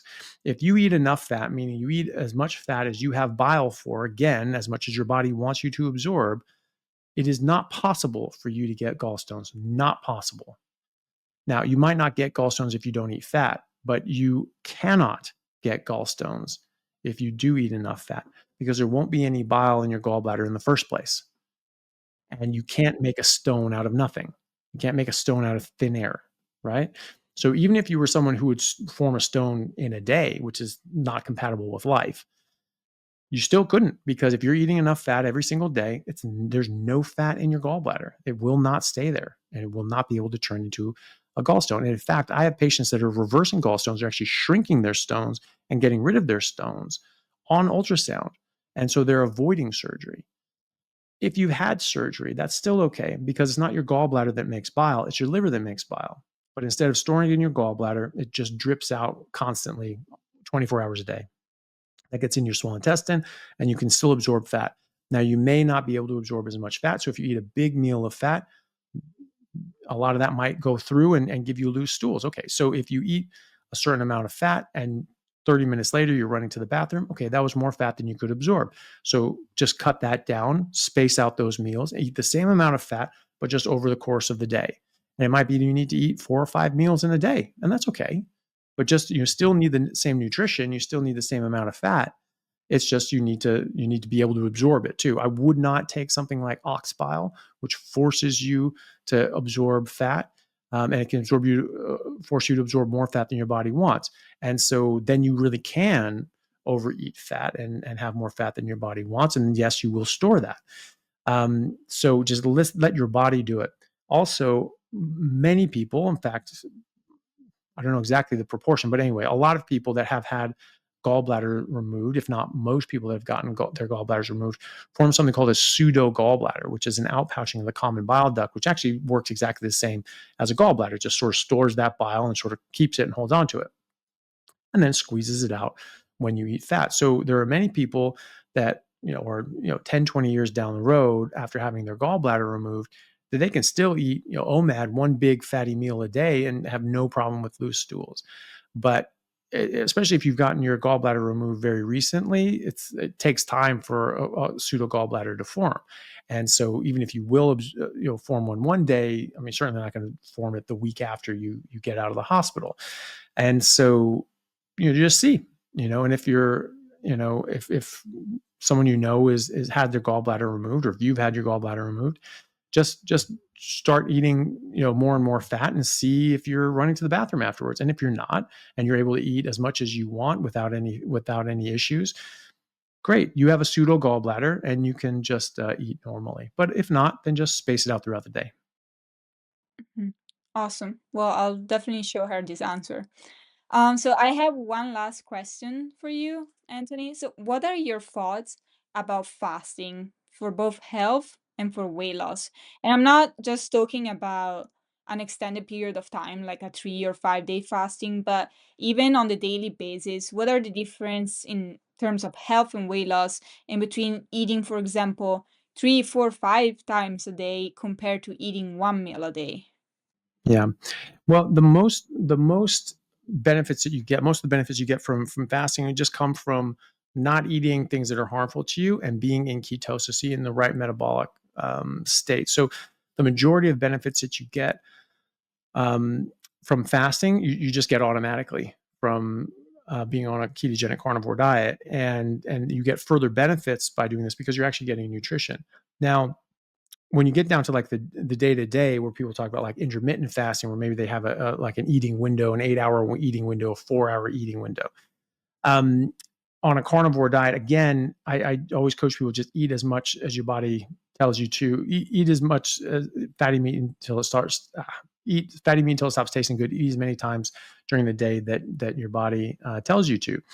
Typically, that will be once a day for many people, especially if they're losing weight or they're more sedentary. If you're putting on muscle and your body wants to put on lean body mass, you will probably have to, and you're working out a lot, you'll probably have to eat twice a day, sometimes 3 times a day. If you have your gallbladder removed or you've had a gastric sleeve or something else that prevents you from eating as much as your body needs in one time, you're going to have to eat more often during the day. Now, if you're grazing and you're not eating maximally, if you're eating fatty meat until it stops tasting good, you typically won't need to eat more than once or twice a day. So you will automatically go into those tight eating windows. And you do get a bit of a bump in your insulin from protein, not from fat. Doesn't matter what anybody says. And that can have a bit of a bit of an insulin response, and that's good. That's physiological. If you're eating multiple times a day and you're grazing and you're doing that sort of stuff, you actually sort of keep balancing up that insulin. You're not going up and then down and normalizing. So you're actually sort of staying a bit up. And so that can cause a bit of an issue. So sometimes people are eating basically the same stuff, but they're sort of having a couple eggs in the morning, maybe having a this and later, maybe having some, beef jerky then, and then doing this. And they're just sort of grazing all day and they sort of keep just popping up their insulin. They can actually have a bit of an issue.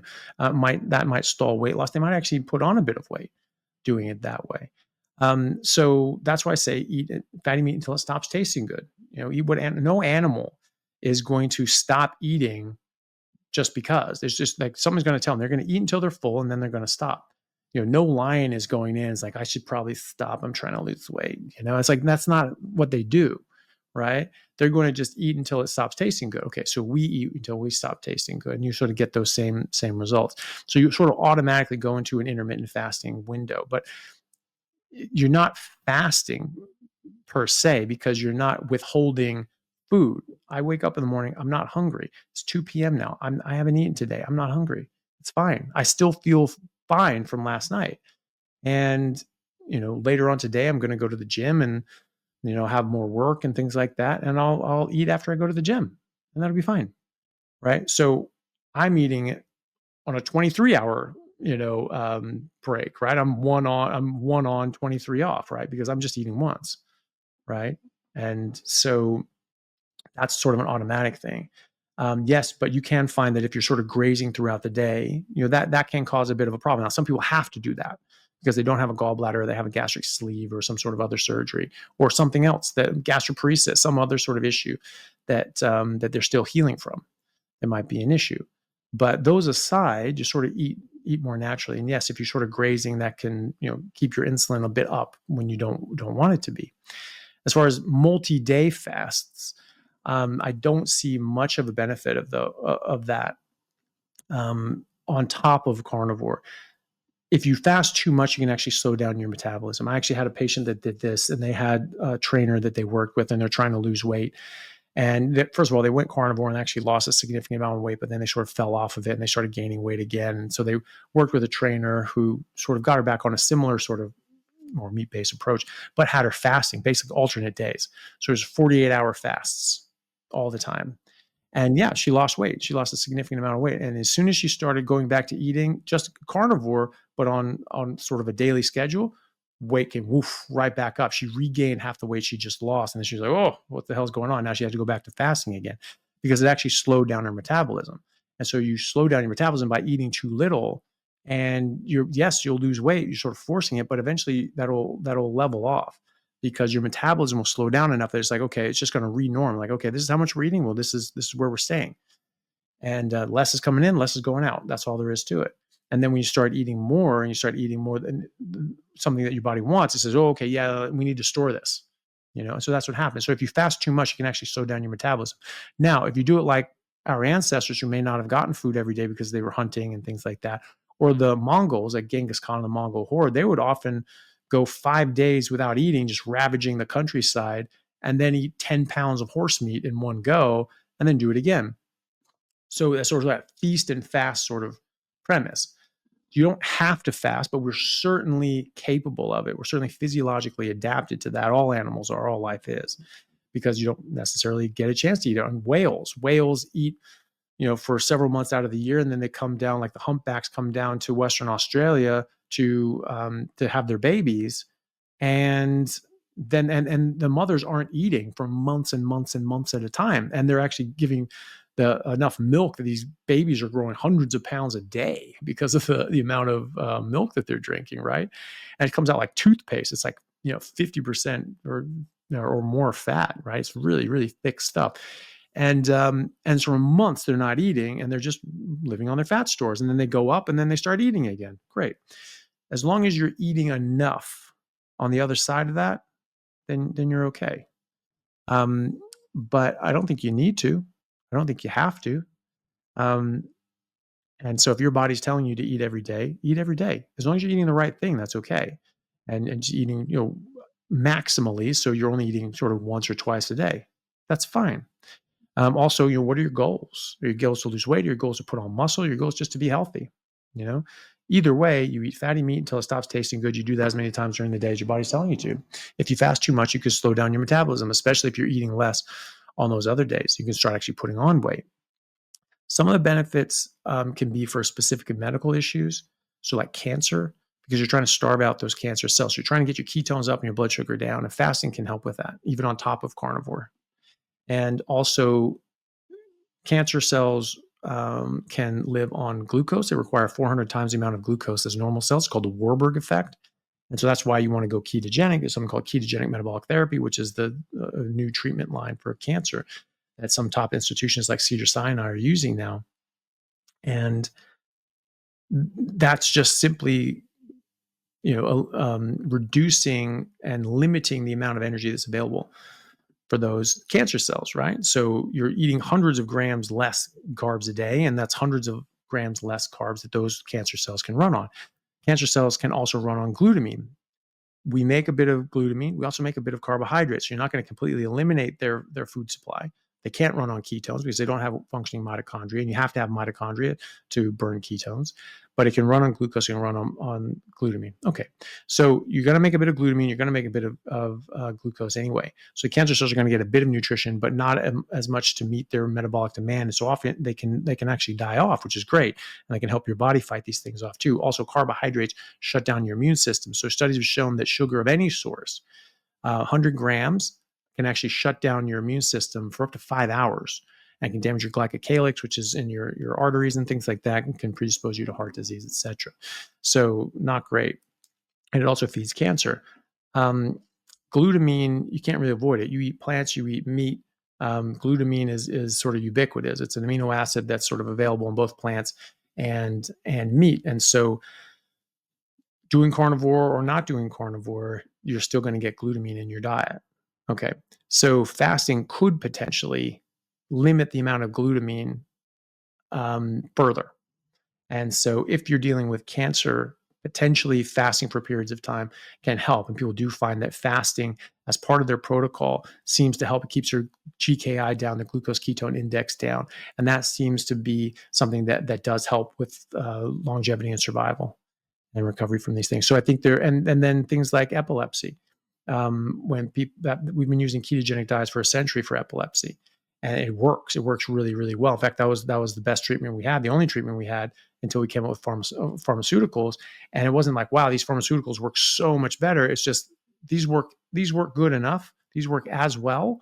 So let's just use these because it's harder to get people to change their diets. And also, it's freaking like, here, just take this pill, you'll be fine, as opposed to sitting down and talking to them about physiology and nutrition for 15 minutes. It's easier for the doctor to write these things out. And so it switched over to that. But ketogenic diets work really well for epilepsy. And I found that carnivore diets work even better because there are triggers for seizures, like caffeine, coffee. I've seen people that were ketogenic, massively improved their epilepsy control, their seizure control. Then they went full carnivore and they had no issues. They came off all their medications. One gentleman had 1 cup of coffee and bam, had a massive grand mal seizure and was in the hospital. So there are other things outside of carbohydrates that can elicit a seizure. And so some people find that being in deeper ketosis, so very high ketones, that helps protect the brain. And ketones are neuroprotective. And so if you're not getting as good of seizure control, you can think about periodic fasting or narrowing that eating window, just eating once a day, maybe taking a couple of days off, or doing 48-hour sort of spreads, but eating enough at those times. That could potentially be an instance that could be beneficial. Otherwise, I think that as long as you're not grazing and you're eating maximally, during those times, that you don't need to fast. You can fast. Our body's more than capable of doing it. But if you're going to do that, make sure you eat enough on those days that you are eating, because you can absolutely slow down your metabolism and end up being a problem. And I tell people that you want to increase your metabolism, you want to improve your metabolism, you just eat enough and you give your body what it needs, and your metabolism goes up and people lose weight. And that's what I see in literally thousands of patients and consultations that I've had, working with over 10,000 people in these various groups, but I'm talking one-on-one with thousands of people. This is what I'm seeing, and that's what the evidence and science shows us. Awesome. Well, Anthony, thank you so much for joining me today and thank you for giving such comprehensive answers. Before we go, where can people find more of your work? Oh, yeah. Well, I mean, I have a website. It's just DrAnthonyChaffee.com. So DrAnthonyChaffee.com. You can find a lot of resources there, a lot of studies and things like that. You can look it up by subject and seizures or cholesterol or whatever, and it'll pop up different videos or papers on the subject. And you can link into my YouTube channel. YouTube channel is my main one. I have all my videos there, and that's just Anthony Chaffee, MD on YouTube. A playlist there, like getting started on carnivore, cancer, autoimmunity, athletes, things like that, cholesterol and heart disease. And then otherwise on Instagram, I have Anthony Chaffee, MD as well. And then if people wanted to join one of my groups or get more sort of one-on-one help, they can do that. I mean, I don't, like pushing those sorts of things, because I'm not doing that in order to make money like some people are. I'm just doing this because a lot of people have wanted more sort of one-on-one attention and things like that. And so, yeah, so I have a Patreon, and I think that's just, again, just Anthony Chaffee, MD. And so I have a Patreon group there, and we're going to be starting a sort of more challenge group. We have a challenge, like a 30-day challenge, but we're going to transition that into like a 3-month challenge and be a little more in depth with that as well. So, but people, if they keep track of my website and my social media, they should see signs of that. But in the meantime, they can always join my Patreon if they want a bit more sort of hands-on attention. And otherwise, I make all my videos available for free, so people can just go on YouTube and watch them. And my podcast is called The Plant Free MD, and that's on any podcast channel. Awesome. Well, thank you very much. And I hope I'll get to talk to you again soon. Yeah, thank you very much. It's been a pleasure.